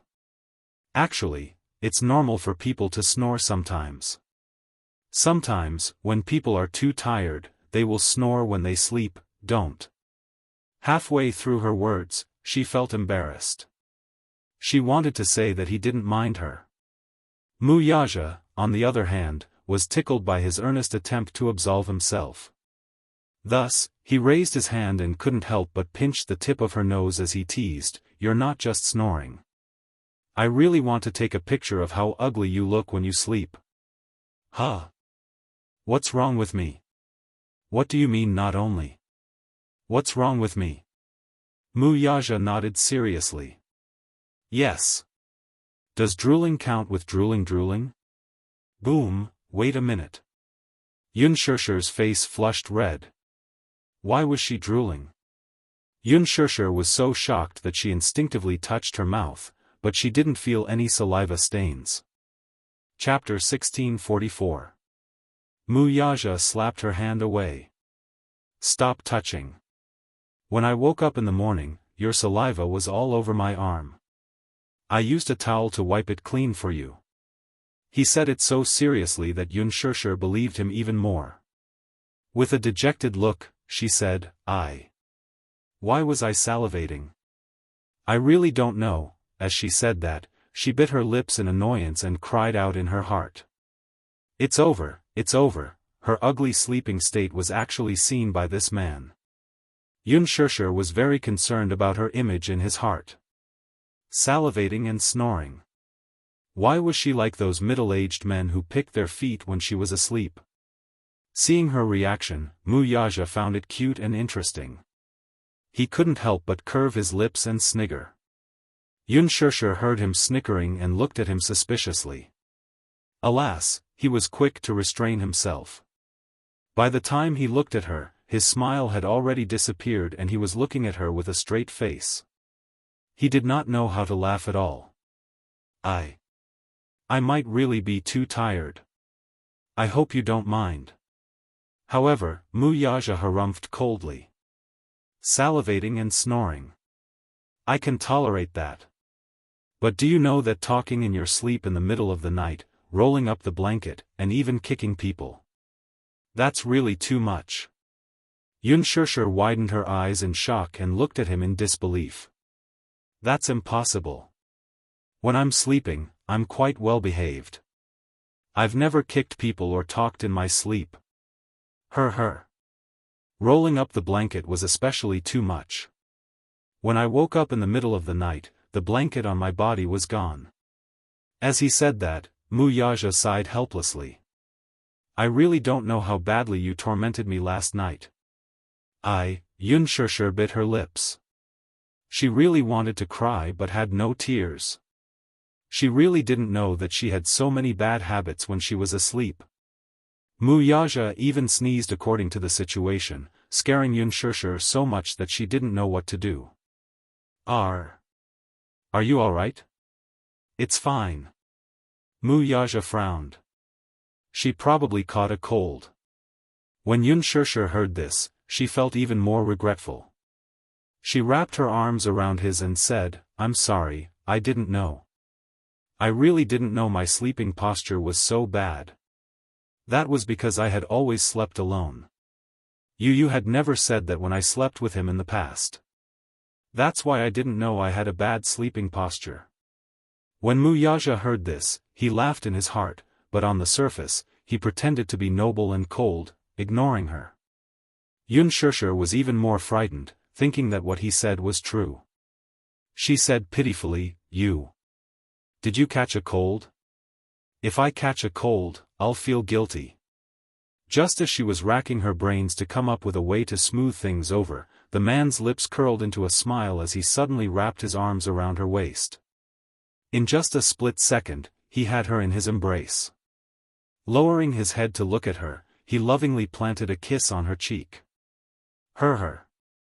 Little idiot, no matter how bad your sleeping posture is, I like it. Unspoken was stunned. Looking at the playful look in his eyes, she suddenly reacted. Pointing at him, she complained, You weren't teasing me just now, were you? You just realized? Wuxia moved his face closer to hers. The playful smile in his eyes had a tinge of naughtiness as their noses touched. I like to tease you. He liked to see her flustered and helpless, like an anxious little bunny. Chapter 1645. This was probably one of the few disgusting interests that he could enjoy. Unspoken punched him hard, but even though she used a lot of strength, it did not hurt him at all. He could not help but laugh. To him, this little fellow's strength was not worth mentioning at all. Wuxia, why are you so bad? You actually lied to me and said that my sleeping posture was bad, hey? Do you know that I almost believed you? Unspoken felt extremely wronged. She had actually been so stupid to believe his words and even seriously consider how to explain herself. But she did not expect that he was just teasing her. She was extremely unhappy. Why did she feel so stupid and gullible? Was it fun to tease her? Wuxia rubbed the tip of her nose and asked gently, Why are you getting out of bed now? I saw that you were so tired yesterday. Why don't you rest for a while more? His words fell into her ears, but they were extremely ambiguous. Seeing that she was so tired, his words made her recall the crazy scene from last night and her face became even hotter. She pushed him away and stood up from his body. She was afraid that he would see her blushing face and tease her again. So she walked to the bedside and pushed the window open slightly to let the breeze in from outside to cool down her burning face a little. Wuxia sat on the chair and turned around. He found it funny and said, What's the matter? Feeling shy? No way. Unspoken turned around and glared at him. Stop teasing me, okay? He smiled and nodded, restraining himself a little. He knew that this stupid woman was especially thin-skinned. Some jokes should be stopped when appropriate. If they went overboard, even a rabbit would bite when anxious. Unspoken suddenly asked, Are you free this afternoon? Yes. Wuxia replied. Actually, he still had a few cases to deal with in the afternoon.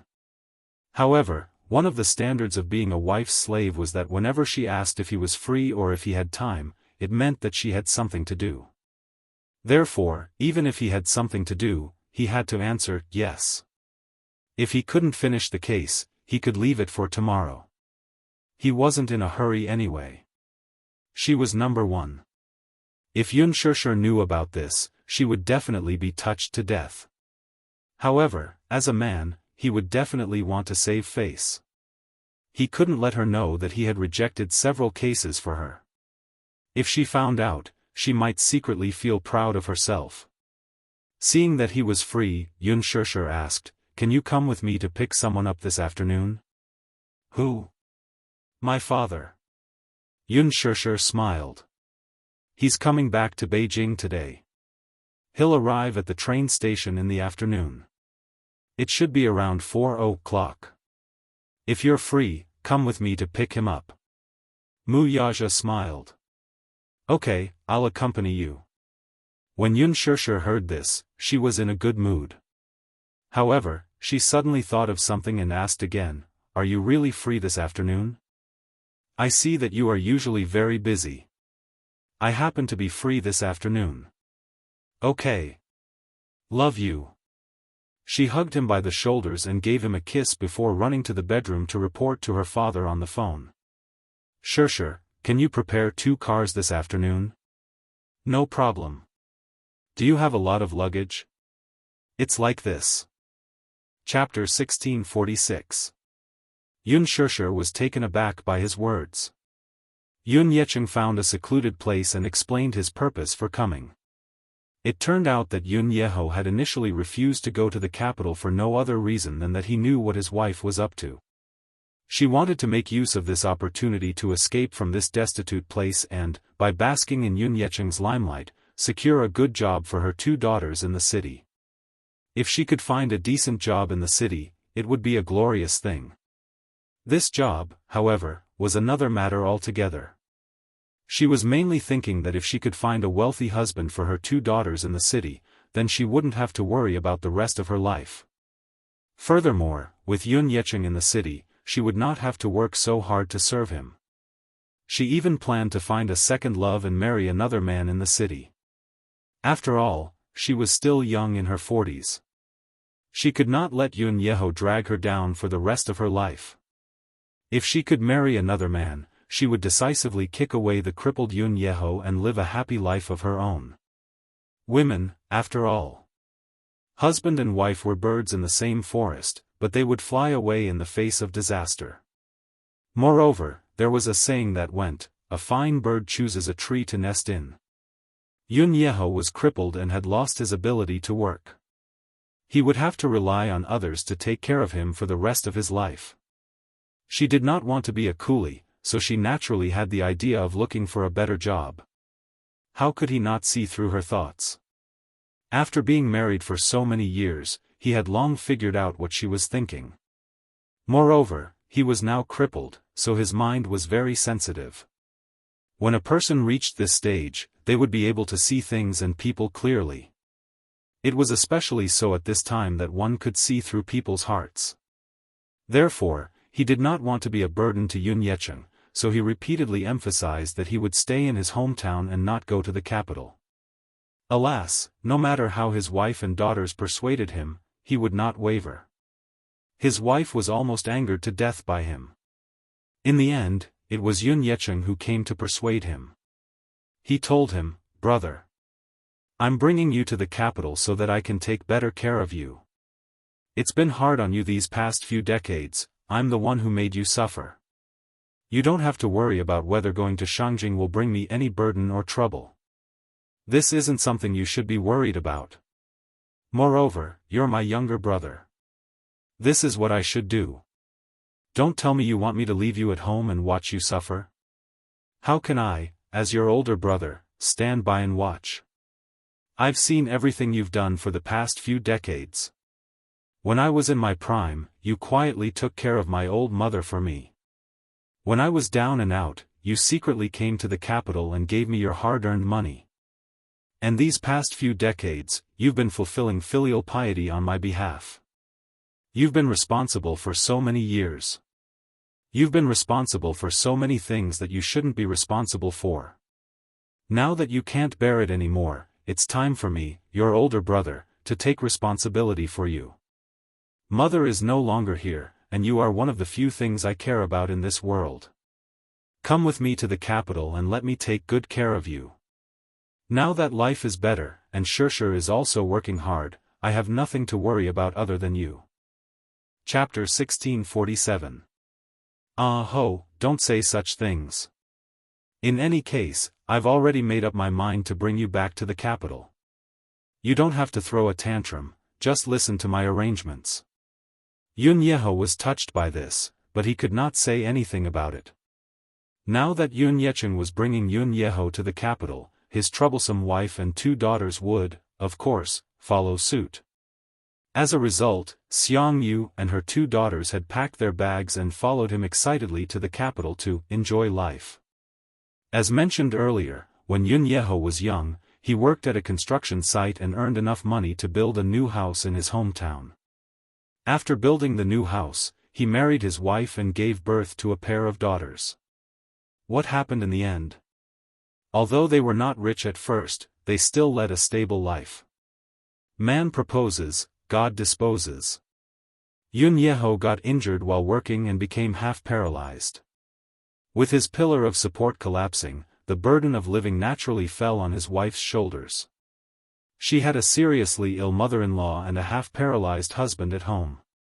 Logically speaking, if he got injured at the construction site, it would be considered a work injury and he should be compensated. Alas, the contractor ran away with the worker's hard-earned money and could not be found. Not to mention compensation, he did not even get a single cent of his salary.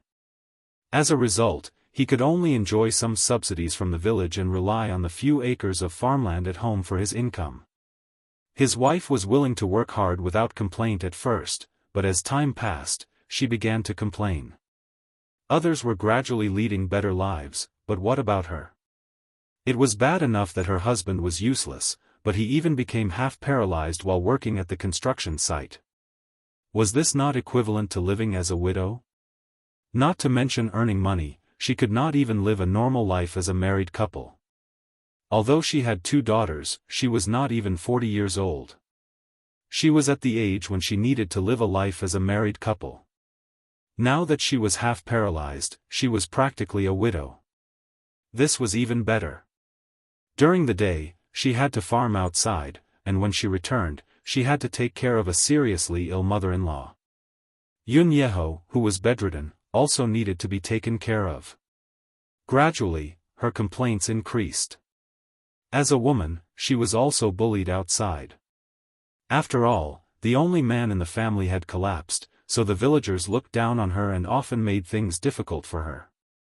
At this time, one of her daughters failed to enter a university, so she sent her to work at the factory. As for the other, she was more promising and managed to enter a university. In the end, when she found the passbook at home, she found that the money in it had disappeared without a trace. With the passbook in hand, Xianxia went to Yeho's sickbed and questioned him about the whereabouts of his money. Yeho's mind at first. Later on, Xianxia threw a tantrum at home, smashing pots and bowls, which alarmed her 2 daughters. It was only then that Yeho stuttered and explained that when Yeqiang's family was in dire straits a year or 2 ago, he had secretly given him a sum of money to tide him over when he went to the capital to visit his relatives. How could his wife let it go when she heard that? She began to pester him to ask Yeqiang for the money back. Yeho refused. First, it was because he would lose face. The money had already been given out, so how could he ask for it back? Chapter 1648. She stomped her feet in anger. She cried, threw a tantrum, and threatened to hang herself, but her husband was adamant and did not care. In the end, her heart turned cold toward him. Honestly speaking, Yeho's handling of this matter was indeed not perfect, so much so that Xianxia began to wonder if her husband was being too biased toward her brother's family, even though there was no fairness in this matter. Her husband was having a hard time, but did her family have it easy? At most, they would go bankrupt, but not only did she lose her source of income, but she also had to take care of a sick and disabled person. Now that their daughter was going to university, they had lost all their money. What was the meaning of this?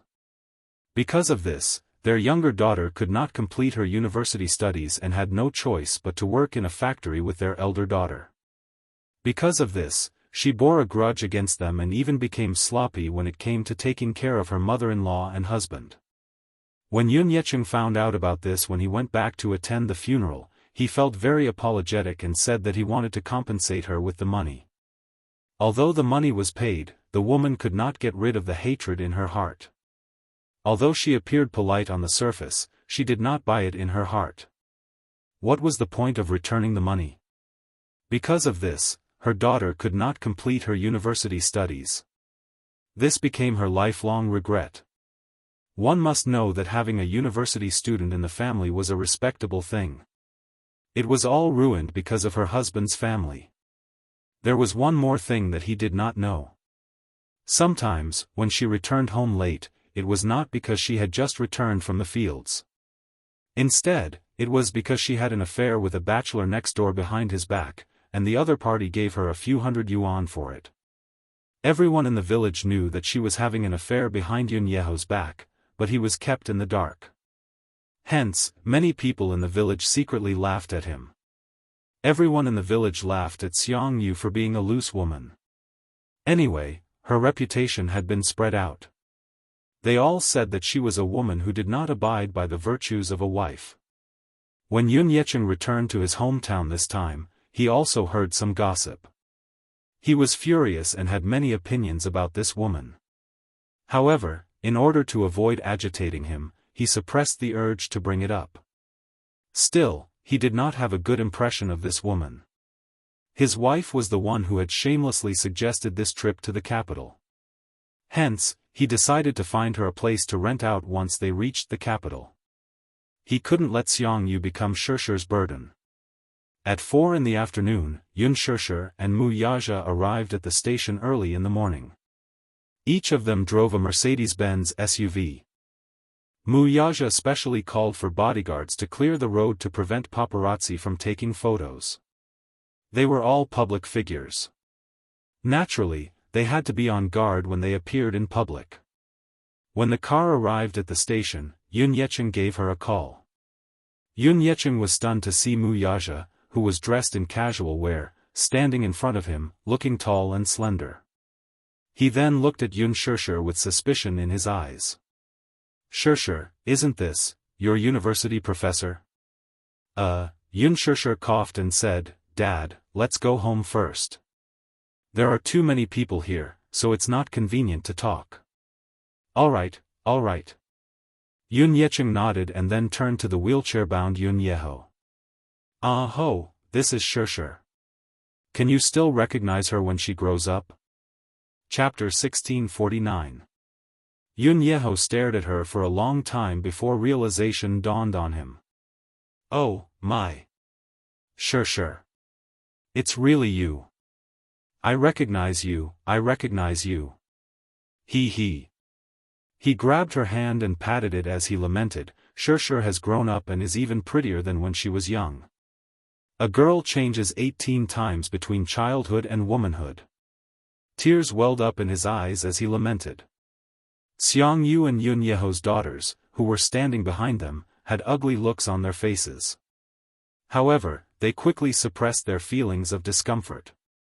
Inwardly, Xiangyu thought, "We're not his daughters, so why is he being so affectionate?" Shishir glanced at her mother and her 2 daughters behind her before walking up to them with a smile. "This must be Auntie, right? Nice to meet you, Auntie." Xiangyu smiled. Of course, she had to do it well. She said enthusiastically, "Oh, Shishir. It's you. Look, you've changed so much since you've grown up that Auntie couldn't recognize you." At the side, her eldest daughter, Yun Qingmiao, suddenly asked, Sister Shishir looks different from when she was young." "I can't tell." Yun Qingmiao was 3 years older than Yun Shishir and had met her once when she was young.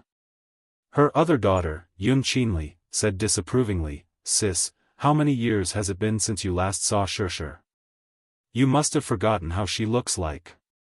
Yun Shishir smiled and sweetly greeted, "Sister Qingmiao, Sister Qinli."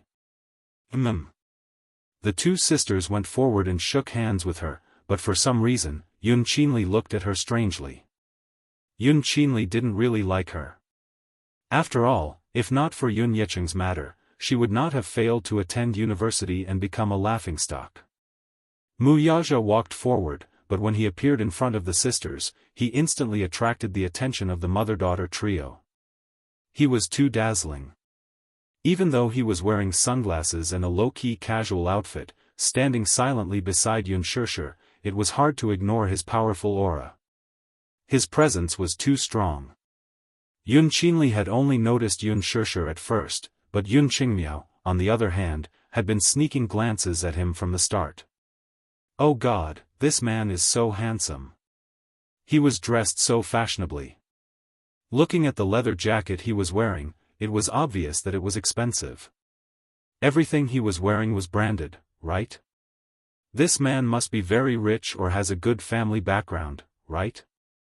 Could it be Yun Shishir's boyfriend? Xiangyu also noticed him.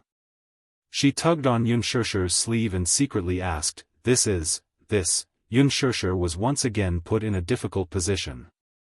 At the side, Mu Yaja said expressionlessly, Hello Auntie, I am Shishir's husband. The sudden sound made Yun Shishir choke on her saliva. Cough. She snapped back to reality and glared at him unhappily. This man, how could he talk to himself?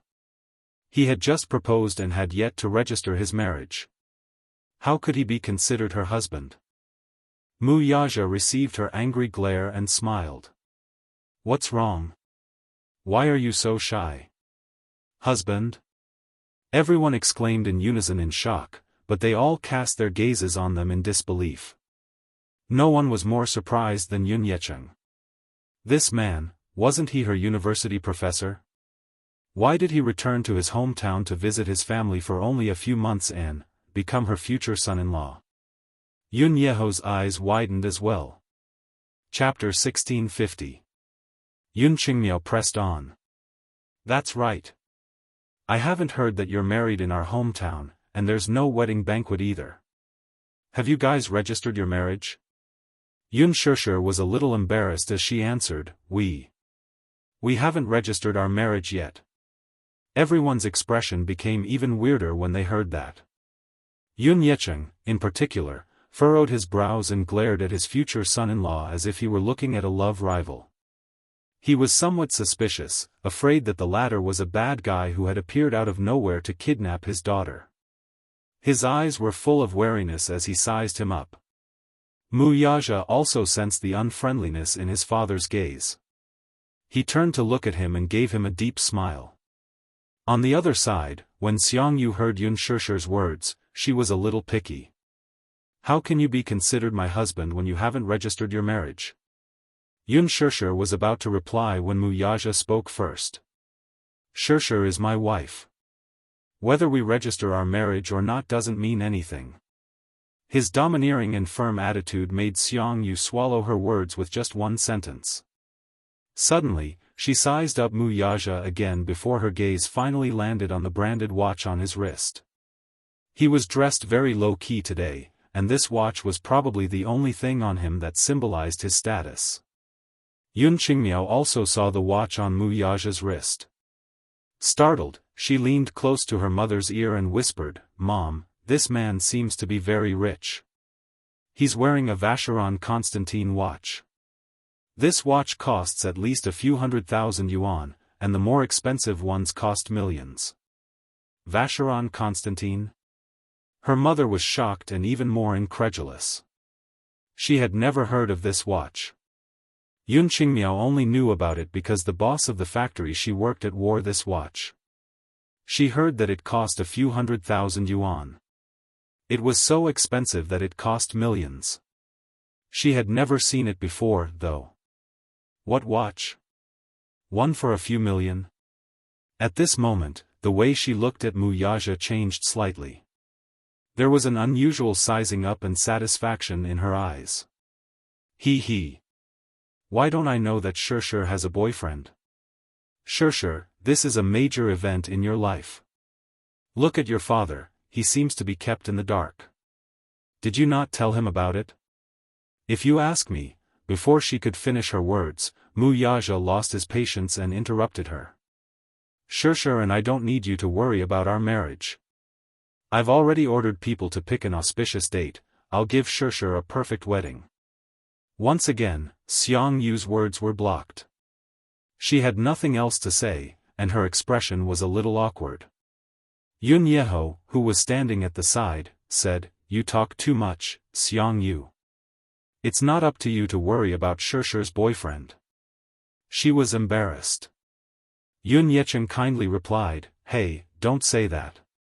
I'm just concerned about Shishir. Xiangyu rolled her eyes inwardly. Care my ass. Who's asking you? Yun Qingmiao and Yun Qinli, who were standing at the side, looked at each other and kept quiet. Yun Qinli, in particular, felt even more indignant. I hate this Yun Shishir. If not for Yun Yecheng's family, she would have gone to university. Now that she did not go to university, she had no choice but to work in the factory with her elder sister. Working 12 hours a day, she only earned 2,000 to 3,000 yuan a month. What about Yun Shishir, though? How did she find such a handsome husband to be? He was tall and handsome, even more handsome than the popular male celebrities on TV. Most importantly, his family background seemed to be quite good. Chapter 1651. What was that saying again? Comparisons were odious indeed. Mu Yaja's phone rang all of a sudden. He walked to the side and picked up the call. On the other end, Minyu informed him that the board of directors had some complaints after he postponed the meeting in the afternoon. Mu Yaja snorted. "Can't you handle this matter?" Minyu wanted to cry. Why did he have to take over this mess? After a moment of silence, he cautiously asked, "Boss, about tonight's dinner, I have something on." "What is it?" "You're meddling too much." Minyu fell silent again. Then, Mu Yaja said, "Book a private room at West Tai Lake Restaurant tonight. I have a guest to entertain." Out of curiosity, Minyu asked, "Who is it?" A certain man said seriously, "My future father-in-law." "Minyu, what's wrong?" "No." He snapped back to his senses. "Okay, boss. I'll arrange it for you right away."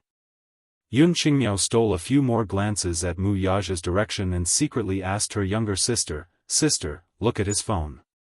What brand is it? It looks like the one the boss uses." "You're mistaken. The boss is using Apple's latest model, which costs a few thousand yuan. The one he's using seems to be of an inferior brand." "Is that so? Then, I'm mistaken. I thought he's using Apple." Yun Qingmiao smiled. In their eyes, Apple phones were probably the most identifiable phones on the market. They were expensive and beautiful, and many people would spend months of their salary on them to make themselves look good. When they looked at Mu Yaja's phone again and saw no logo, they thought it was of an inferior brand. They were confused for a moment. This man is wearing such an expensive watch, so why is his phone of an inferior brand? It's too degrading. If Mu Yaja heard this, however, he would burst out laughing. This phone was a global limited edition custom made by a technology company for high-end customers. Therefore, there was no logo on it, making it luxurious yet low-key. Yun Yecheng suddenly pulled Yun Shishir aside and asked in a hushed voice, "Shishir, is what he said true?" "What? He's your boyfriend?" Her father was perplexed. "Didn't you tell Dad that he's your university professor? How did he become your boyfriend when Dad wasn't around? When did this happen?" In fact, he was well aware of the man's identity. Yun Shishir had lied to him and said that he was a university professor. However, he had seen this man standing next to Yu at the hospital that time. Their facial features were so similar. How could she lie to him? Hence, he guessed that this man was from the Mu family. But the Mu family in the capital, however, he was from a wealthy family with such a high threshold. He was afraid that Shishir would be wronged if she were to be with this man. "Dad." Yun Shishir did not know what he was worried about. She hugged his arm coquettishly. "I'll explain this to you when we get back, okay?" Yun Yecheng's expression softened as he nodded. "All right. You're not young anymore, so it's understandable for you to find a partner. However, you must keep your eyes open when you're looking for a partner. If you're going to spend the rest of your life together, you must find someone you like and suitable." "Okay. Okay. I'll follow your teachings," Yun Shishir said mischievously. Chapter 1652. Mu Yaja walked up to him and said, "Uncle, Shishir and I have prepared a welcome banquet for your return to the capital. It's getting late, let's go." There's no need to go through so much trouble." Yun Yecheng politely declined. Mu Yaja smiled, but his tone was as domineering as ever. "I'm all prepared. If you don't go, I'm afraid you'll be letting Shishir down." Yun Shishir chimed in, "That's right, Dad. Uncle and Auntie will be here this time, along with my two sisters, so we must treat them well. Dad, just go." Yun Yecheng could not persuade her otherwise. Thus, Mu Yaja and Yun Shishir took his luggage and walked toward the car parked at the entrance. Yun Qingmiao had just reached the entrance when she saw two Mercedes-Benz cars parked there. One was a black Mercedes-Benz AMG, while the other was a white Mercedes-Benz AMG. Yun Qingmiao did not understand cars, but she could recognize the logo. Just the Mercedes-Benz logo alone was enough to shock her, and there were two of them. This time, she was certain that Yunshirshi's boyfriend was not simple. Jealousy grew in her heart. Yunshirsher busied herself with putting their luggage into the car. Yun Yecheng was trying to think of a way to carry his brother into the car when Mu Yaja stopped him. He bent over and, with a little force, easily carried his brother into the back seat of the car. This hormonal action made Yun Qingmiao and Yun Qinli blush and their hearts beat faster. Yun Shirsher put the luggage in place, closed the trunk, and walked to the two sisters with a smile. Sister Qingmiao, Sister Qinli, get in the car. Yun Qingmiao frowned, feeling a little uncomfortable. She did not know why, but standing in front of Yun Shirsher, she felt ashamed of her inferiority. Today, Yun Shirsher was wearing a socialite blouse, slim-fit trousers, soft UGG boots, and a snow-white trendy jacket. She looked pure and charming. Just like her name, she was gentle and elegant. One look and one could tell that she was a lady from a prestigious family. She exuded an aristocratic aura from head to toe, which made Yun Shirsher feel inexplicably inferior. She lowered her head and looked at herself. Her clothes had been washed until they were white, and her shoes were so worn that they could not be seen. Her hair was disheveled from the long train ride, and her skin was tanned and rough due to long-term exposure to the sun. There was an indescribable sadness and envy. Earlier, when Yun Shirsher addressed her as Sister Qingmiao, it made her feel uncomfortable. Yun Shirsher, that name. Poetic and artistic. She then looked at her name, Yun Qingmiao, which was uncouth and unpleasant to the ears. Why was the name Yun Yeho gave her so uncouth? When Yun Shirsher saw her expression, she frowned suspiciously. What's wrong? Don't call me by my name. Why? Yun Shirsher was baffled. Your name is so nice. It's so embarrassing that my name is so uncouth and unpleasant, retorted Yun Qingmiao. Yun Shirsher smiled. No, I think Sister Qingmiao's name is very nice. He. Don't try to coax me. It's so embarrassing. I think that names are given by parents, so no matter what I'm called, I think it's nice. Yun Shirsher gave him a serious look. Chapter 1653. He. Yun Yecheng's face was flushed red. When they got into the car, Yun Qingmiao pointed at Mu Yaja's car and asked, Shirsher, can Qinli and I sit in this car? Sure. You can sit anywhere you want. Since both cars were spacious, it was not a problem for them to sit together. Yun Qingmiao and Yun Qinli, however, were unwilling to do so. They wanted to sit in Mu Yaja's car, so Yun Yeho, Yun Yecheng, and Xiang Yu sat in Yun Shirsher's car. The two sisters, on the other hand, sat in Mu Yaja's car. The moment Yun Qinli got in, she was shocked by the spacious interior. Every detail of the Mercedes-Benz Gulsamg, an imported SUV, was high-end. Leather seats, panoramic sunroof, and streamlined body, thus, when the sisters got into the car, they felt a little uneasy and restrained. Somehow, they felt that this car was too high-end and expensive. The car started moving slowly. Mu Yaja kept his eyes fixed on the front as he held the steering wheel and led the way. Yun Shirsher's car followed behind.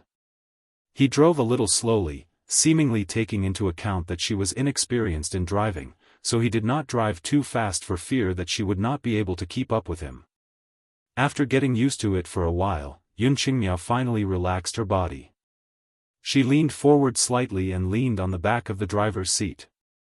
Through the rearview mirror, she silently sized up Mu Yaja's side profile. He had an arrogant lower jaw and flawless facial features. He was handsome and resolute, and his eyes exuded an incomparably noble and arrogant aura. She could not help feeling a little infatuated. She had never seen such a handsome man before, especially this man. Not only was he good-looking, but he also came from a wealthy family and was very charming.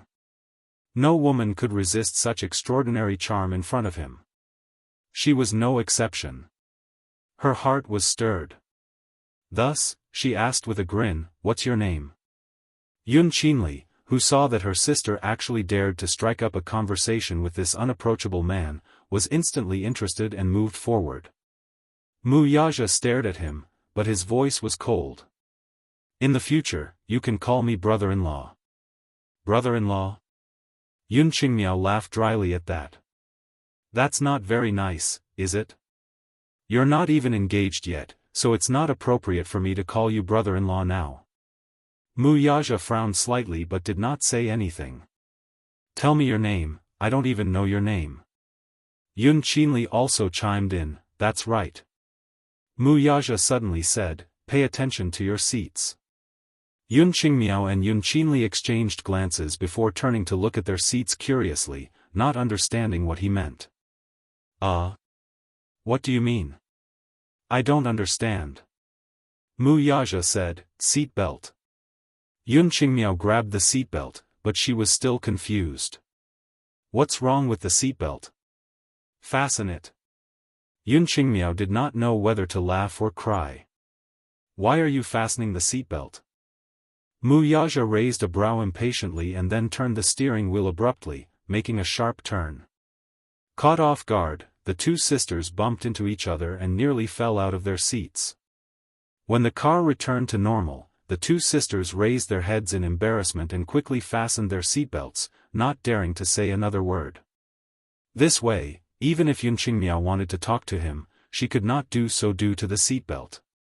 He did not like women other than Xianxia to be so close to him. Chapter 1654. The car continued its journey. Xianxia and Xianxia whispered, "Xiaxia's boyfriend doesn't seem to be easy to get along with." "Humph. That can't be, right? I saw him standing beside Xiaxia just now, and his gaze was very gentle. Why is it that now? Look at him." Xianxia gestured at the man in the rearview mirror. He was looking straight ahead with an aloof expression and some lingering fear. Along the way, Wuxia did not speak or respond to them. Even when the two tried to strike up a conversation, he did not respond. He gives off an unapproachable feeling. Xianxia suddenly whispered. "I think he must be a henpecked husband. A typical henpecked husband who only listens to his wife. Look at him, he's cold and indifferent when other women talk to him. It's obvious that he doesn't want to talk to us. Is that so?" Xianxia clicked her tongue in a sarcastic manner. "Sure." Xianxia pinched her in trepidation. "Can you keep your voice down?" "Oh. It's fine." Xianxia continued to size him up through the rearview mirror in a daze after saying that. All of a sudden, she muttered indignantly, "Sigh. Comparisons are odious. Why didn't I meet such a good man? Why does she have to encounter so many good things? If I had such a boyfriend, I'd be overjoyed." Xianxia said unhappily, "I really don't know what kind of fate she has. I don't think she's that good. She doesn't deserve this man. Really. Maybe he's just playing with her and it won't work out in the end." She lowered her voice, thinking that Wuxia could not hear her. Unexpectedly, Wuxia's hearing was so amazing that he heard their whispers loud and clear. Impatient, he reached out to change the air conditioner's gear and blew the cold air into the back seat. He was cold resistant, and since he had turned off the air conditioner vent in the driver's seat, he could not feel the cold air. The back seat was not so comfortable, though. Cold air was coming out of the room, blowing. Xianxia and Xianxia only realized later that the car was a little cold. They hugged their bodies and shivered. "It's so cold, why is it so cold in the car?" she asked gloomily. Xianxia also knew that she was shivering. She said with a strange expression, "That's strange. Why did the car suddenly become cold?" After a pause, she discussed with Wuxia, "Why don't we turn on the heater? It's too cold." However, Wuxia said, "The heater is broken." Xianxia, "How could it be broken?" "Oh my God." Thus, Yun Qingmiao and Yun Qinli kept blowing cold air all the way. Min Yu had arranged for him to stay at Wenbi Villa Hotel. When they got out of the car at the hotel, Yun Qingmiao and Yun Qinli were hugging each other's shoulders. They were clearly freezing. After a certain two-faced man got out of the car, he swept them a glance before gracefully slamming the car door and walking toward Yun Shusher's car. Yun Qingmiao and Yun Qinli looked at his back view. They opened their mouths, wanting to say something, but hesitated. Xiang Yu walked up to them and touched Yun Qingmiao's hand, which was cold to the touch, which gave her a shock. "Why are your hands so cold?" Yun Qingmiao said aggrievedly, "The heater in the car is broken, and we've been freezing the whole way." Shielding her daughter, Xiang Yu said angrily, "What lousy car is this? How can the heater be broken?" Chapter 1655. Yun Qinli was a little puzzled. Earlier, she seemed to have seen the air conditioning on the dashboard display. Did he turn it on purpose? She had her suspicions. Wuxia had originally booked the Westlake Thai restaurant, which was located in the one by Villa Hotel. It was considered a high-end restaurant. Although it could only be considered high-end, the dishes in the restaurant were sumptuous and delicious. After stabilizing the car, Yun Shusher helped Yun Yecheng out of the car. As for Yun Yeho, he was naturally carried out of the car by Wuxia, who then pushed his wheelchair into the hotel. At first, Yun Yeho was a little restless and politely declined the offer. From their first meeting, he could tell that this man was of noble status. He was either rich or powerful, so he felt somewhat flattered to have him push his wheelchair. Wuxia, however, simply said, "You're not in good health, so just sit still. You don't have to worry about anything else." Hearing this, Yun Yeho did not say anything else. His flushed face showed that he was in a good mood. Yun Shusher snickered when she saw this. This fellow is quite good at doing things. Inside the hotel, the restaurant manager naturally did not dare to delay the arrival of a distinguished guest. He led the waiters to line up at the entrance to welcome him. The lobby manager could not hide his joy and excitement when he saw Wuxia. He immediately went up to him and was about to greet him when Wuxia stopped him in time. "Don't make a fuss. I'm just here for a meal." In other words, he hoped that the man would keep a low profile and not address him as Chairman Mu, lest he was bluffing. The lobby manager kept quiet when he heard this. Naturally, he understood the underlying meaning of his words and nodded with a smile. "Chairman Mu, the private room is ready for you. This way, please." Even though he was told to keep a low profile, he still had to address him as Chairman Mu. Otherwise, it would be breaking the rules. He gave the waiter beside him a look, and the latter immediately stepped forward to help Wuxia push the wheelchair into the elevator. The elevator in the hotel was not big, so when Yun Shusher stepped inside, it was already overloaded. Seeing this, Yun Qingmiao giggled. "Shusher, why don't you walk up?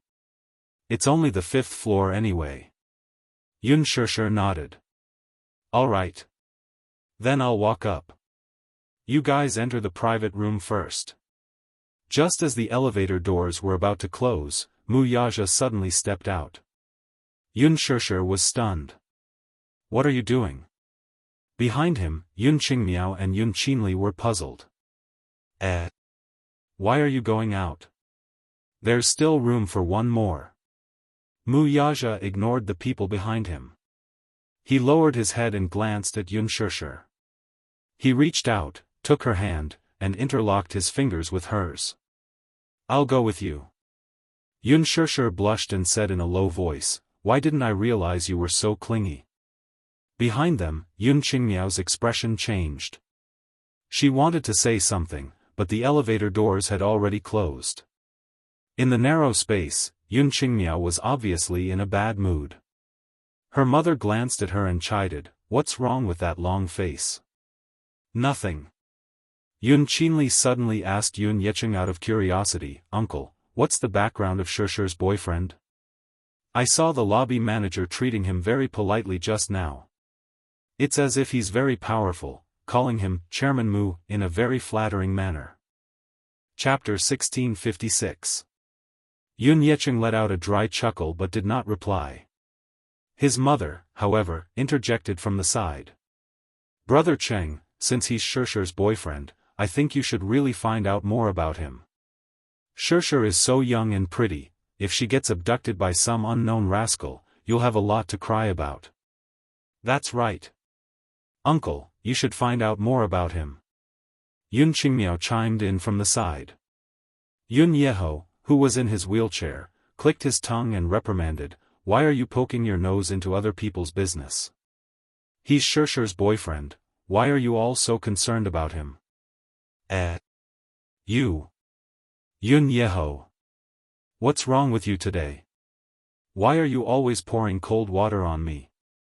His wife retorted in dissatisfaction, unwilling to be outdone.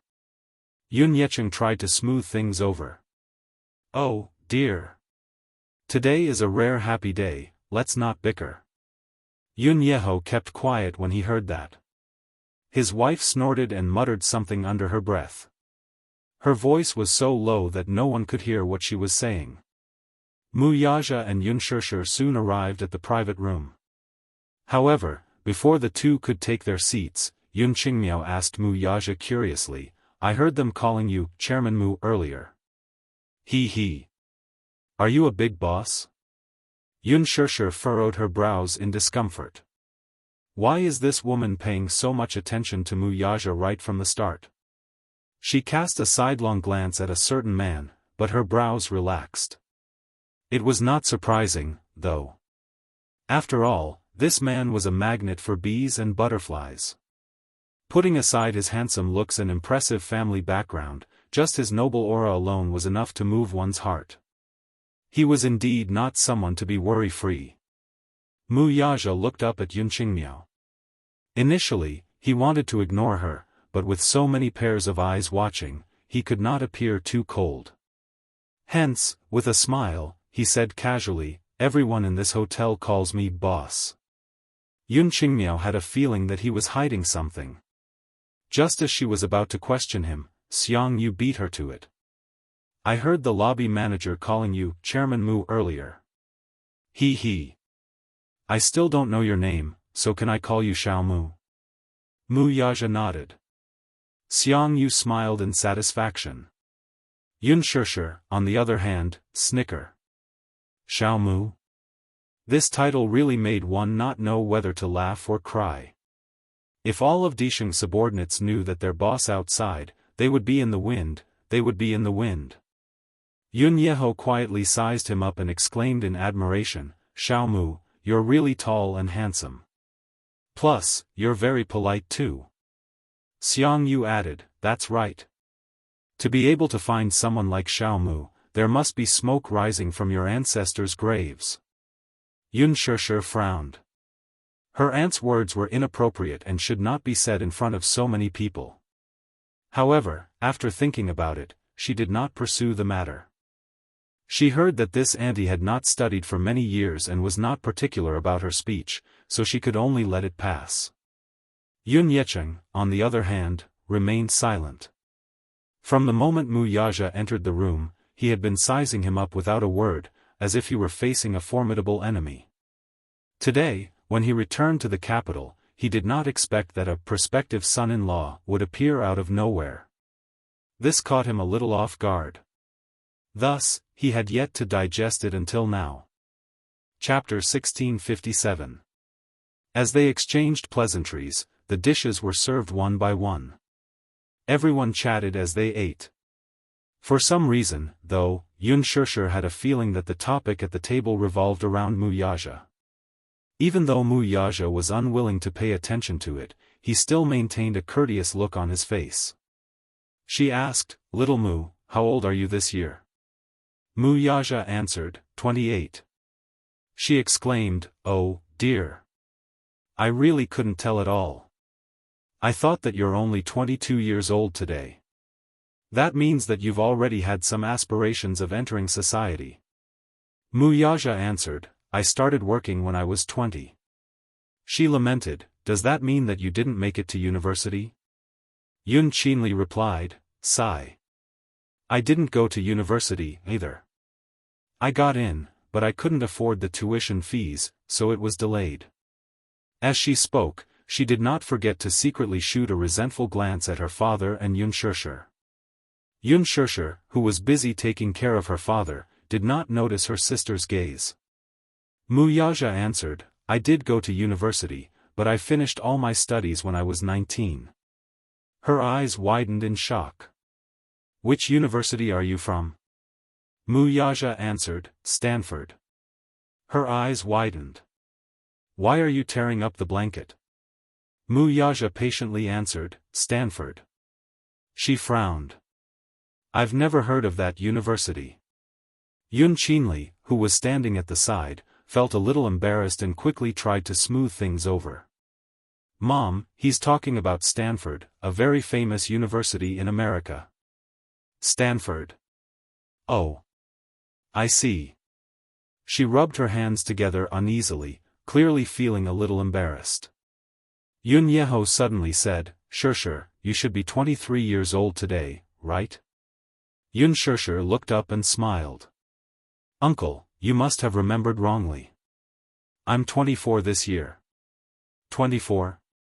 Yun Yeho slapped his forehead. Oh, dear. I remembered your birthday wrongly. At the side, Yun Yecheng said, have you forgotten? When you came over, Shishir hadn't even gone to college yet. Yun Yeho said, so, Shishir, you're a year older than Qinli. Qinli should call you big sister.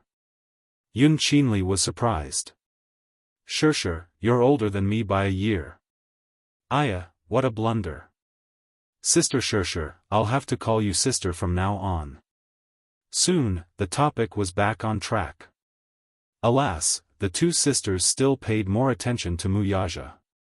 From time to time, they would ask questions such as, do you have a house in the capital, do you have siblings, and what are your parents' jobs? Mu Yaja answered them one by one. However, he didn't answer in detail. Yun Qingmiao, on the other hand, was calculating in her heart. Good family background, a house in the capital, a stable job, and a high income. He's a pretty good man. Who knows, he might even be a novice. After all, the watch on his wrist can't be fake. His family must be very rich to be able to afford a 1,000,000 yuan watch. Yun Qingmiao took another look at Yun Shishir and secretly sized her up. It was no wonder she could find such a good man. She's good-looking, sweet, and knows how to coax people. Such a personality is the most pleasing to men.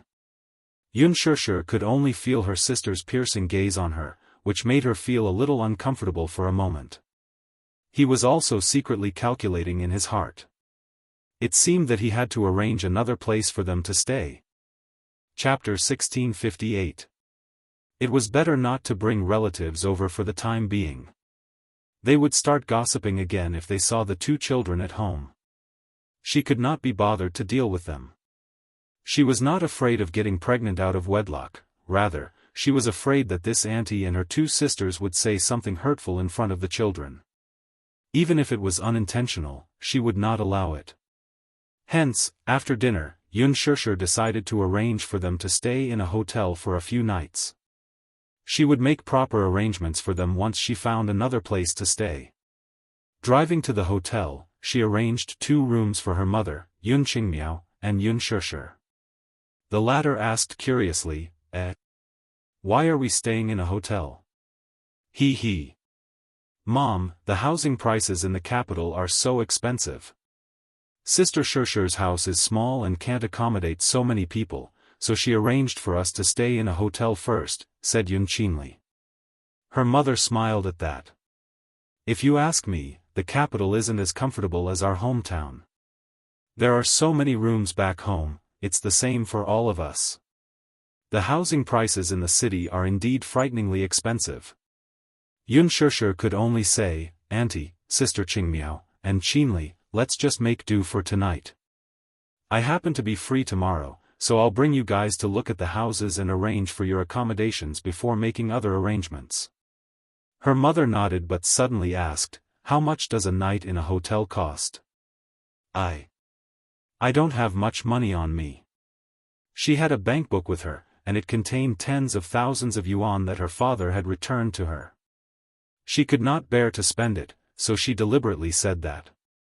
Xianxia said politely, I've already paid for your rooms, so you guys can stay here without worries. Okay. After leading them to their respective rooms, Xianxia was finally able to leave. She then drove the two back to Xiangti Walk. Along the way, Yun Yeho dozed off in the back seat. He was indeed tired from the long journey. Yun Yecheng, on the other hand, was not sleepy. Taking advantage of his brother's nap, he sat in the front passenger seat and suddenly turned to ask, Xianxia, how far have you gone with him? Dad, what do you mean by that? Have you slept with him?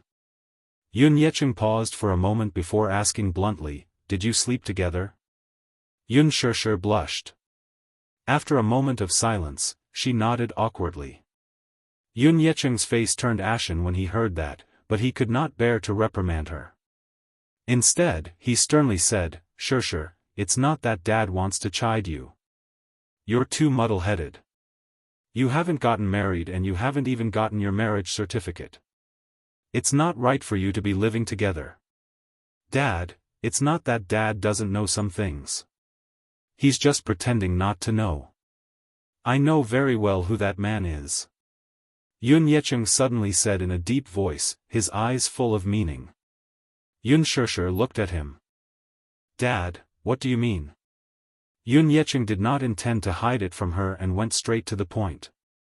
He's Yu's biological father, isn't he? How did you know? Xianxia turned pale with fright. Yun Yecheng did not know whether to laugh or cry as he asked, do you really think that Dad's eyesight is bad because of his old age? Who would believe that he's not Yu's father when he's standing next to him? Xianxia was speechless. How could she have neglected this point? In fact, Wuxia and Yu did resemble each other, but, sigh. Chapter 1659. Xianxia, you're not young anymore. There are some things that I shouldn't say to you anymore. You should know better. If you two have already registered your marriage, I won't interfere with your marriage. Who knows if he's sincere to you, though? In today's society, a man's heart is like a needle at the bottom of the ocean. You may think that he's sincere to you, but it's hard to tell.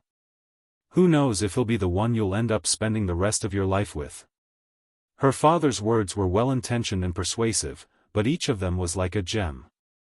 Xianxia bit her lower lip as she stared ahead with her hands on the steering wheel. It was not unreasonable for him to say that. She could empathize with his concerns.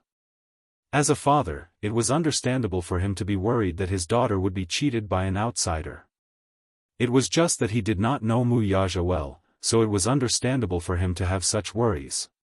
He said, after registering your marriage, I won't be able to control what happens between the two of you. However, before you register your marriage, you have to be mindful of your chastity, so you're not allowed to live with him until then. Do you understand? Xianxia nodded her head. Also, I have a question that I want to ask you personally. Answer me honestly. Xianxia replied, go ahead, Dad. Do you really like that man? Or is it because you've given birth to his child that you're willing to make do with him? If it were the latter, he might not agree to it.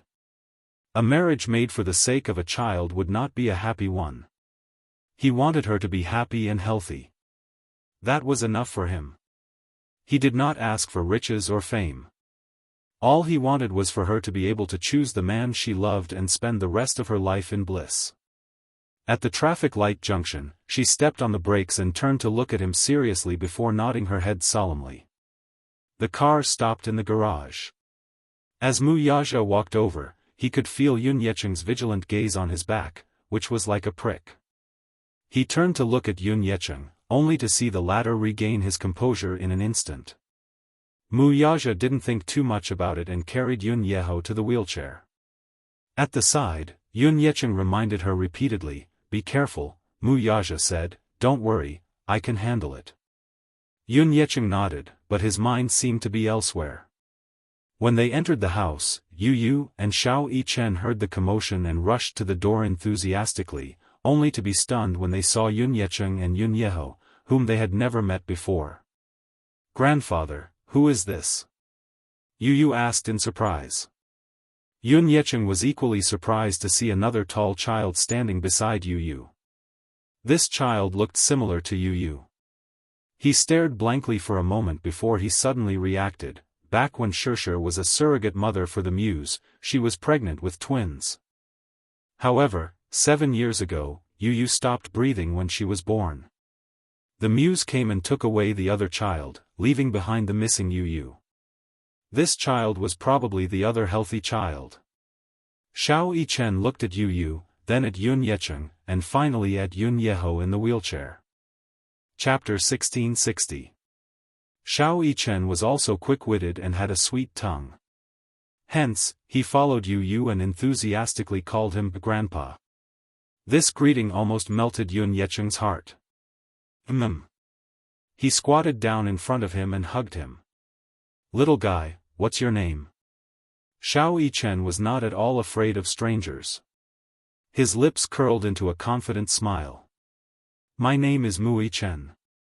Grandpa, you can call me Xiao Yichen." "Xiao Yichen. You're so obedient. So obedient." Yun Yecheng lovingly caressed his tender face, but his heart was filled with emotions. 7 years ago, he had brushed shoulders with this child. Back then, when the child came out of the delivery room, he was wrapped in swaddling clothes and wailing loudly. The Mu family was very strict in protecting him, with bodyguards in black leading the way. At the entrance of the delivery room, there were nurses from the Mu group's private hospital waiting to take the child away. As he passed by, he caught a glimpse of the child's wrinkled and red face and his tender little hands waving about in the swaddling clothes. At that time, he had the urge to snatch the child away from them, but he knew that such an outcome would be terrible. Hence, he restrained his impulse. Other than that one time, they had not seen each other for 7 years. Yun Yecheng could not help but size him up seriously. His small face was fair and translucent, as if it was carved out of jade. It was especially adorable, pure, and charming. His eyes were similar to Yun Xianxia's, but his silhouette resembled his father's handsomeness. For a moment, Yun Yecheng was touched. He could not help but hug the child's shoulders and caress him over and over again. Yun Yeho, on the other hand, felt incredulous when he saw this. Who were these two little guys? Their eyes were very similar to Yun Xianxia's. However, thinking about it, he felt that something was amiss. Yun Xianxia was only 24 years old and unmarried. Where did these children come from? Yun Yeho looked at the two children and then at Yun Xianxia, but out of courtesy, he did not ask any questions. Yun Xianxia moved the luggage into the cloakroom and began to get busy. Mu Yaja was carrying his luggage through the door when he saw this scene. He was stunned for a moment before he said in a deep voice, "Xiao Yichen, come over and help." Seeing this, Yun Yecheng shielded the child and immediately said, "I'll do it. Let me do it. The luggage is too heavy for a child to carry." Xiao Yichen stopped him out of filial piety. "No need. Grandpa, let me do it. You might not be as strong as me." As he spoke, he ran briskly in front of Mu Yaja, picked up a bag in each hand, and sprinted towards the cloakroom. Leaving behind a horrified Yun Yecheng, this child, divine power. So strong? This package weighed at least 20 pounds, maybe even 30 pounds. Yet, this child was carrying one in each hand. This was too heaven-defying. Yun Yecheng was truly shocked. Mu Yaja looked at Yu Yu again. The latter's expression froze before he pretended to hold his stomach and said, "Daddy, my stomach hurts." With that, he pretended to hold his stomach and went to his room to slack off. Mu Yaja, this rascal. Can't he find a decent excuse to slack off? After the luggage was settled, Yun Yecheng pushed Yun Yeho into the room. As soon as they entered the room, Yun Yeho hurriedly asked about the two children. Chapter 1661. Yun Yeqing did not hide anything from him and recounted in detail how, 7 years ago, the Yun family was facing bankruptcy and was burdened with debt.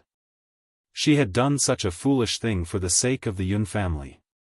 Yun Yeho was so touched that he could not speak a word. He did not expect Yun Shishir to do so much for the Yun family, though. In his heart, he had a very good impression of this child. On the other side, Mu Yaja was about to go to bed when Yun Shishir stopped him at the door and said, "You can't stay here tonight." "What's wrong?" Mu Yaja narrowed his eyes dangerously. "Are you chasing me away?" Yun Shishir blushed and explained, "I don't mean to chase you away. Don't misunderstand." "Then, what do you mean by not staying here tonight?" Mu Yaja sized her up and asked in a deep voice, "Woman, are you thinking of rebelling?" Yun Shishir lowered her head and hesitated for a while before she stammered, "My dad just said, we haven't registered our marriage yet, so it's not official yet, so, it's inevitable that people will gossip about us if we stay together before we get married. Why don't you go back first?"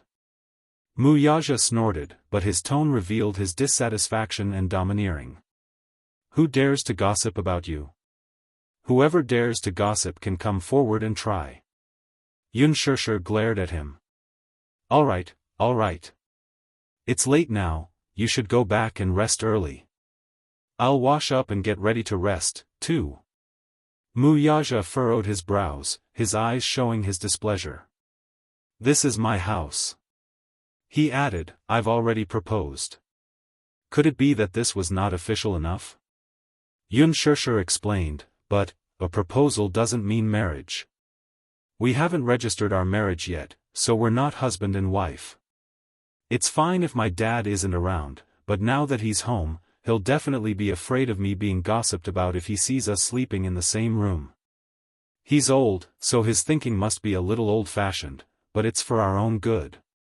Mu Yaja, he held onto the door frame to block the door and questioned her, "It's so late now, where do you want me to stay?" That's true. Although he had a lot of properties under his name, he had been living here most of the time. He rarely returned to the Mu family. Mu Xing's health was not good, so he would visit him occasionally, but he rarely stayed at home. The other houses were cold and cheerless. There was no hot water or electricity, let alone a change of clothes. She actually wanted to chase him away. She pointed to the ceiling all of a sudden. "Why don't you go to the second floor tonight?" Mu Yaja's brows sank as he spat out a few words through gritted teeth. "Yun, sure. I don't care." With that, she gave him a shove and locked the door with a bang. She d*mn it. It looked like this silly woman was really determined to keep him at the door. Mu Yaja's face was filled with displeasure when the two little lads mocked him from behind. "You, oh, daddy, so pitiful. Xiao Chen, so pitiful." The man's face turned green. He turned around abruptly and saw Yu and Xiao Chen standing together in the corridor. They had the tacit understanding to cover their mouths with their hands and secretly mock him. "Yu, tisk, tsk. It's so pitiful no matter how I look at it." Chapter 1662. "Yu, poor daddy, you're exiled just like that. Xiao Chen, exiled just like that. Yu, how does it feel to be exiled to the borders? Xiao Chen, how does it feel? Yu, does it feel sad and wronged? Xiao Chen, does it feel wronged? Yu, he. Serves you right. Xiao Chen, he. Serves you right." The two little rascals sang the same tune and mocked him mercilessly. Mu Yaja's face fell instantly. "Are you tired of living?" Mu Yaja clenched his fists, making a few strange sounds. "Or are you saying that you're so capable that you dare to make sarcastic remarks about daddy?" Xiao Chen was afraid of his expression and gulped nervously. He recalled the suffering he had suffered at the hands of Mu Yaja in the past. Thus, he admitted defeat and hid behind Yu in fear. However, Yu didn't fall for this trick. She wasn't afraid of his threats and wasn't afraid of his expression at all. Since she had her mommy's support, she put her hands on her hips and looked at him smugly. "Daddy, it's very tasteless of you to threaten 2 7-year-old children." Wuxia, this sharp-tongued little rascal, was unmoved by force or persuasion. He narrowed his eyes and said, "Go back to your room and sleep." "Daddy, why are you so fierce?" Yu covered her mouth and snickered. She said mercilessly, "Hey, look, I was being kind and wanted to say that if you don't know how to make a blanket, I could be kind and help you make a blanket. But you're so fierce, I'm not going to help you." After she finished speaking, Yu held Xiao Yichen's hand and swaggered back to their room. She closed the door with a bang. Wuxia clenched his fists. This kid, his ability to hit someone when they are down was not small. There was a master bedroom on the second floor. However, there was no blanket, only a mattress. Wuxia had no choice but to fend for himself. He rummaged through the cabinets and took out sheets, blankets, and a set of silk quilts. After tidying them up, he went to the bathroom, took a hot bath, and went to sleep. There's a phrase called sleepless nights. These words were vividly reflected. Throughout the night, a certain man tossed and turned, but still could not fall asleep. In the dark room, the man opened his eyes that were as cold as the moon and stared at the ceiling, but he felt inexplicably irritated. Perhaps it was because he was used to having her by his side during the long nights. Without her by his side, it was easy for him to lose sleep. During the 2 weeks that she was on set, whenever he couldn't sleep, he would get up, smoke a few cigarettes, read a few emails, and go through a few reports. He would only feel sleepy when he lay in bed at dawn. And last night, with her by his side, he slept exceptionally peacefully. Then, what about her? Would she get used to not having him by her side? Or would she fall asleep peacefully as usual? He stretched out his arms a little dejectedly, propped himself up, and laid on his side. Yunshirshi's hazy sleeping face seemed to be reflected in his eyes. He couldn't help but reach out to touch it, but it instantly disappeared into thin air. He rubbed his forehead in frustration, feeling extremely frustrated. The next morning, Yunshirshir had just finished washing up. When she walked out of the bedroom, she saw Wuxia sitting in the living room, smoking a cigarette and flipping through the newspaper. He leaned against the sofa lazily. His neat black hair was slightly messed up by the morning breeze outside the window, covering his pair of deep eyes.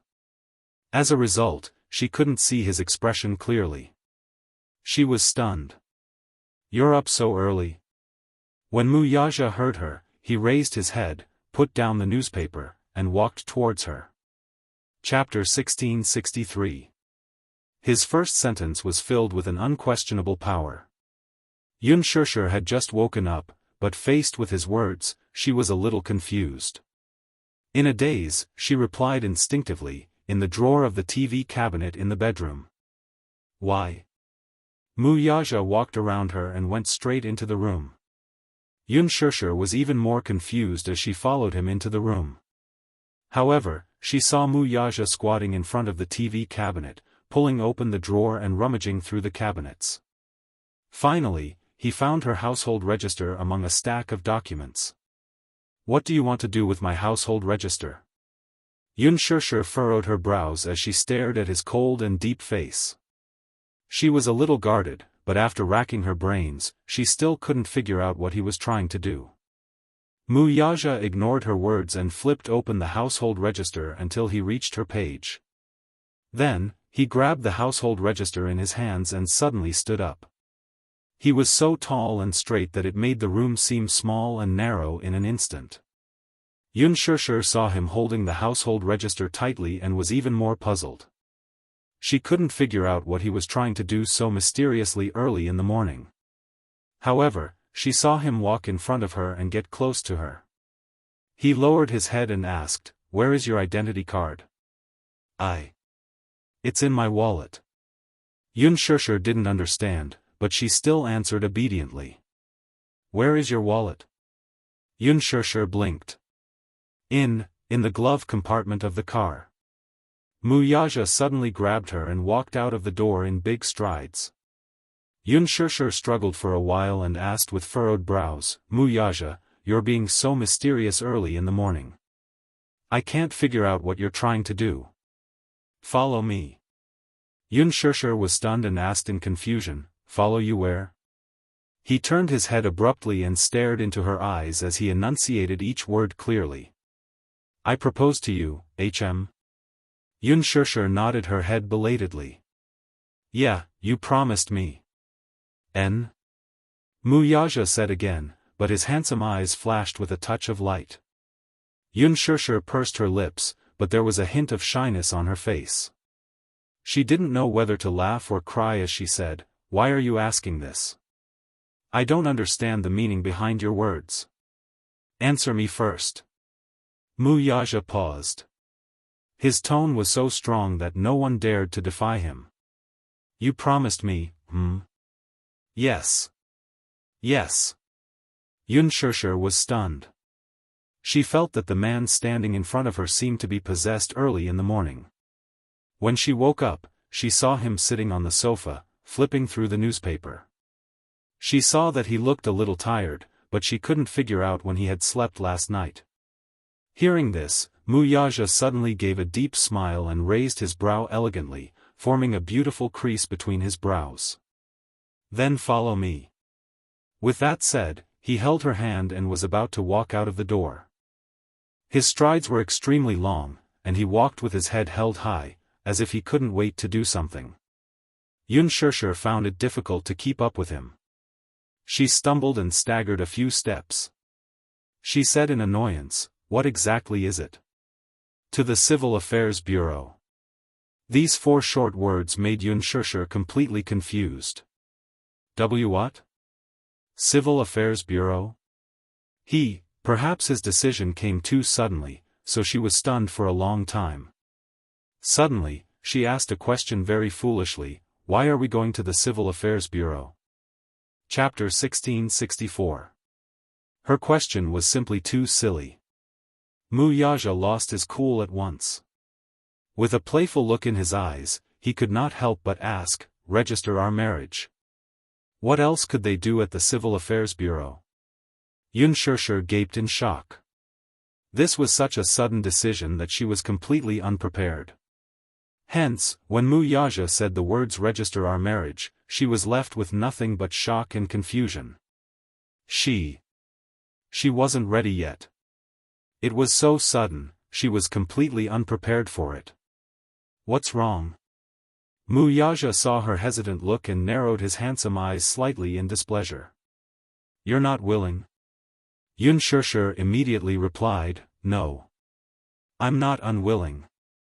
Then, why do you have such an expression? Yun Shishir answered truthfully, I'm not ready. She suddenly thought of something and asked quizzically, have you checked the almanac? The almanac? Mu Yaja raised a brow. Yun Shishir smiled. You might not know common sense. Although we're only registering our marriage and not holding an official wedding, we still have to check the almanac to register our marriage. If it says that today isn't a good day to get married, then it means that it's not a good day to register our marriage. Mu Yaja, however, curled his lips. I've already checked it. Yun Shishir was even more dumbfounded. Ah. He knows how to check the almanac? Yun Shishir suddenly looked at the newspaper on the low table in the living room and suddenly realized why he was sitting on the sofa and flipping through the newspaper early in the morning. So this man had already prepared everything. Mu Yaja waved the household register in his hand and smiled. Come with me. Not allowing her to refuse, he held her hand and walked out of the door. After Yun Yicheng got out of bed, he first helped his younger brother wash up. When he walked into the living room, he saw Yu reading the newspaper on the sofa. His head was bent as he flipped through the pages, but when he reached the corner of a page, his lips suddenly curled into a smile. Yun Yicheng asked, Yu, is your mommy awake yet? Yu lowered her head and flipped through the newspaper. Then, she looked up and smiled brightly. "It's time to go out."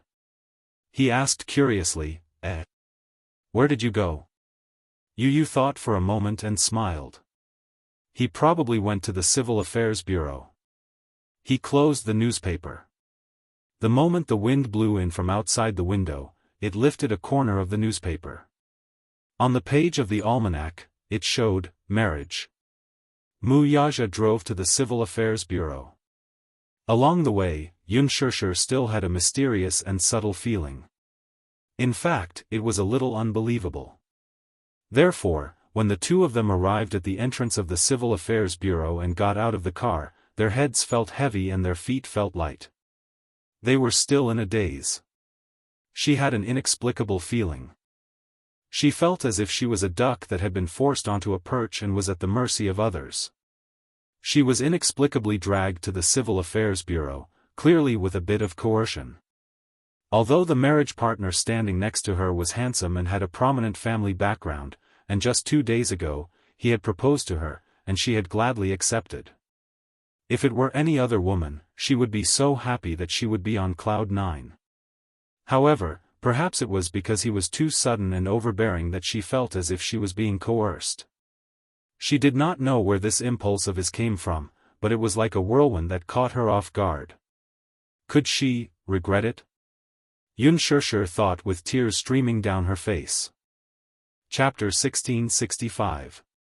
It wasn't that Unspoken wasn't looking forward to the marriage, it was just that it was too rushed and it made her feel unreal. When they were queuing up to register, Unspoken only felt that there was a dark cloud above her head. Lightning flashed and thunder rumbled from time to time. The strong wind blew and messed her up. She sat on the chair as if her soul had left her body and she didn't look human at all. Her dispirited state was a stark contrast to the group of happy young couples around her. Wuxia sat beside her and quietly flipped through a financial magazine. His handsome side profile attracted countless envious gazes. It was just that. Everyone glanced at the woman beside him with tears on her face, and their hearts broke out in cold sweat. Was this a forced marriage? No matter how they looked at it, she didn't look like someone who was here to register their marriage willingly. But if it was a forced marriage, from their point of view, it was more reasonable for the man to be the one being forced into the marriage. They couldn't help but be puzzled. Today was probably a good day as there seemed to be a lot of people who came to register their marriage at the Civil Affairs Bureau. Unspoken was wearing sunglasses and was fully armed to avoid the inquisitive gazes of the crowd.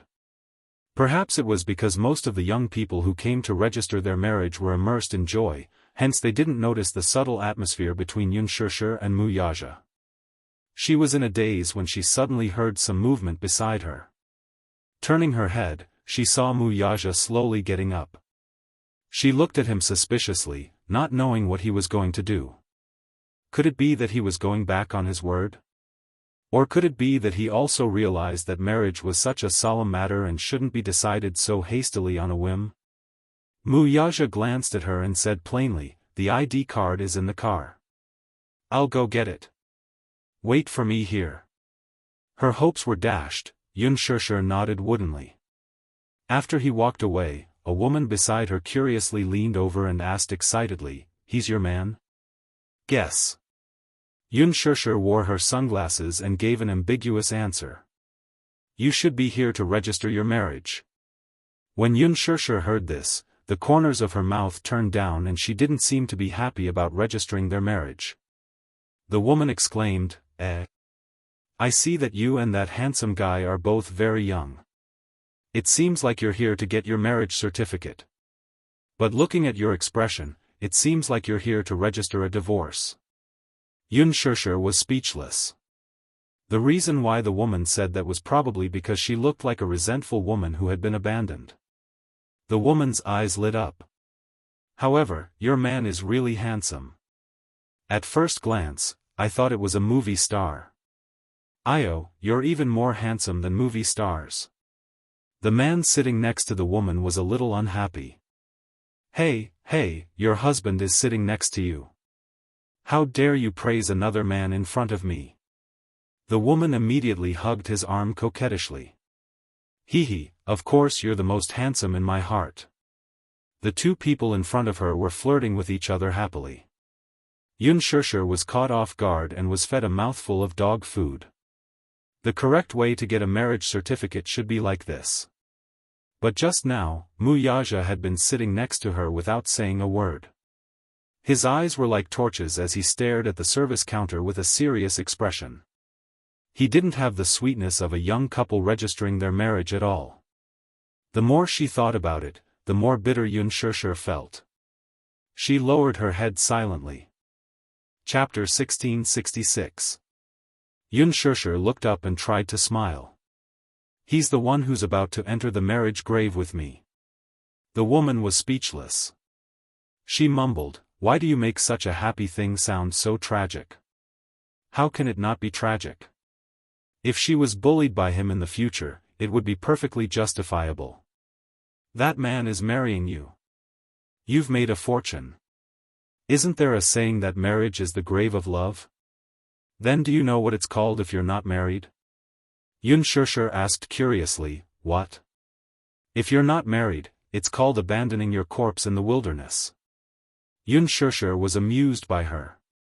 "You mean, I have to be grateful?"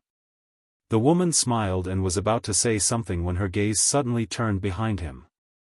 She looked up slightly in surprise. Unspoken felt a chill run down her spine. She turned her head woodenly and saw Wuxia standing behind her.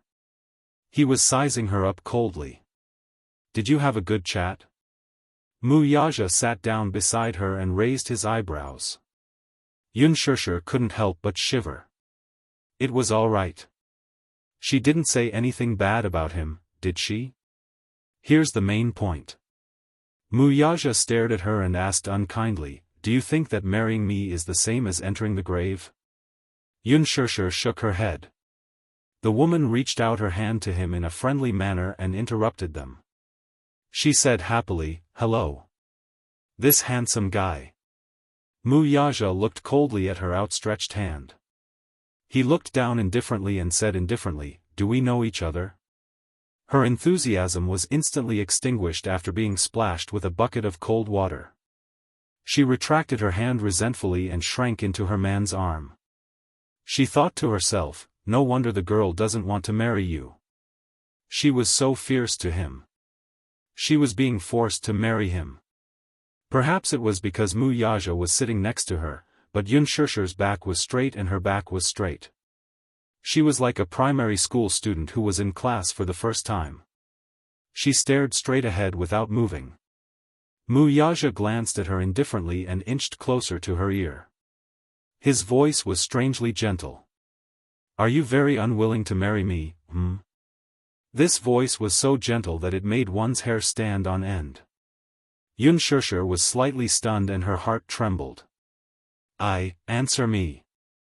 Unspoken immediately lifted her head and answered matter-of-factly, "I'm willing. Of course I'm willing." "Really?" "Absolutely, from the bottom of my heart." The conversation between the two of them attracted a lot of attention. Everyone looked at them curiously, thinking that this newlywed couple was very interesting. Wuxia narrowed his eyes dangerously and said coldly, "Then don't let me see your face that looks like you're being forced into marriage again." Face that looks like she's being forced into marriage. Unspoken touched the corner of her mouth gloomily. She had to admit that she almost choked to death because of this word. Was her face really that ugly right now? The line moved forward in an orderly manner and it was soon their turn. Before Unspoken could react, Wuxia grabbed her wrist and practically dragged her all the way to the registration counter. Unspoken felt that her head was heavy and her feet were light. She looked at Wuxia again and saw that his face was still as calm as water. There was no expression on his face, be it the joy of being newlyweds or the disappointment. Why was he always so calm about everything he did? Chapter 1667. Wuxia had put in a lot of effort. Everything was ready and they just needed to take a photo and stamp it. After the photo was taken, the two of them sat at the reception desk. The woman looked up at Unspoken and felt a little strange. She wondered if the two of them were willing to get married. However, she didn't want to be a busybody. Just as she was about to hit the stamp, she saw Unspoken suddenly jump up like a little puppy. She held the woman's hand that was holding the stamp tightly and shouted, "Wait." After she said that, the staff was shocked by her. They looked up blankly and stared at her blankly. After a while, they asked blankly, "What? What's the matter?" See, it was indeed a forced marriage. Was there a need to be so shocked? Only then did Unspoken realize what she had done. Blinking her eyes, she suddenly felt a chill run down her spine and shuddered. She turned around stiffly and saw that a certain man's face was ashen and extremely gloomy. Her roar attracted everyone's attention. They stared curiously at the couple and began to whisper to each other. "It's over, it's all over now." Earlier on, she had grabbed her hand subconsciously. She didn't know why, but when she saw that the stamp was about to hit the stamp, her heart was filled with curses. She didn't know what was wrong with her. She was so agitated that her hand slipped. "What's the matter, female comrade? Why aren't you talking?" Unspoken reacted and looked at the man beside her. Suddenly, she asked seriously, "Have you thought it through?" Wuxia's expression changed. "Have you thought it through and decided that you want to be with me for the rest of your life?" She probably didn't feel safe. Happiness seemed to have fallen from the sky. She was so worried about her gains and losses that she was trembling with fear and didn't even dare to stretch out her hand to catch it. Wuxia frowned. "Are you regretting it? This damned woman." When he proposed to her, she had clearly agreed. Was she regretting it now? Unspoken smiled bitterly. "I'm afraid that you'll regret it." She was afraid that she would lose her happiness after having it. She was afraid that if such a day came, she would feel as if it was the end of the world. The staff member was speechless. Her hand that was about to hit the stamp froze in midair. Wuxia stared at her face and suddenly smiled deeply. He hugged her shoulders and kissed her passionately on the lips. Their breaths touched. As he kissed her, he pressed his lips against hers and said word by word, "I've never regretted the things I've done." Unspoken's heart trembled. She was so happy that she felt numb. Was this a promise to her in disguise? The staff member was caught off guard and was a little hurt. "So," she asked again, "are you still planning to get married?" "Not." The two of them looked at her and spoke in unison. The staff member was dumbfounded once more. "I'm sorry, sister. I was just afraid that the stamp wouldn't be dark enough." Unspoken smiled and pushed the stamp over. She finally had the sweetness of a newlywed. "Dip it in more. Be a glorious witness for us." Did this girl think that she was a revolutionary?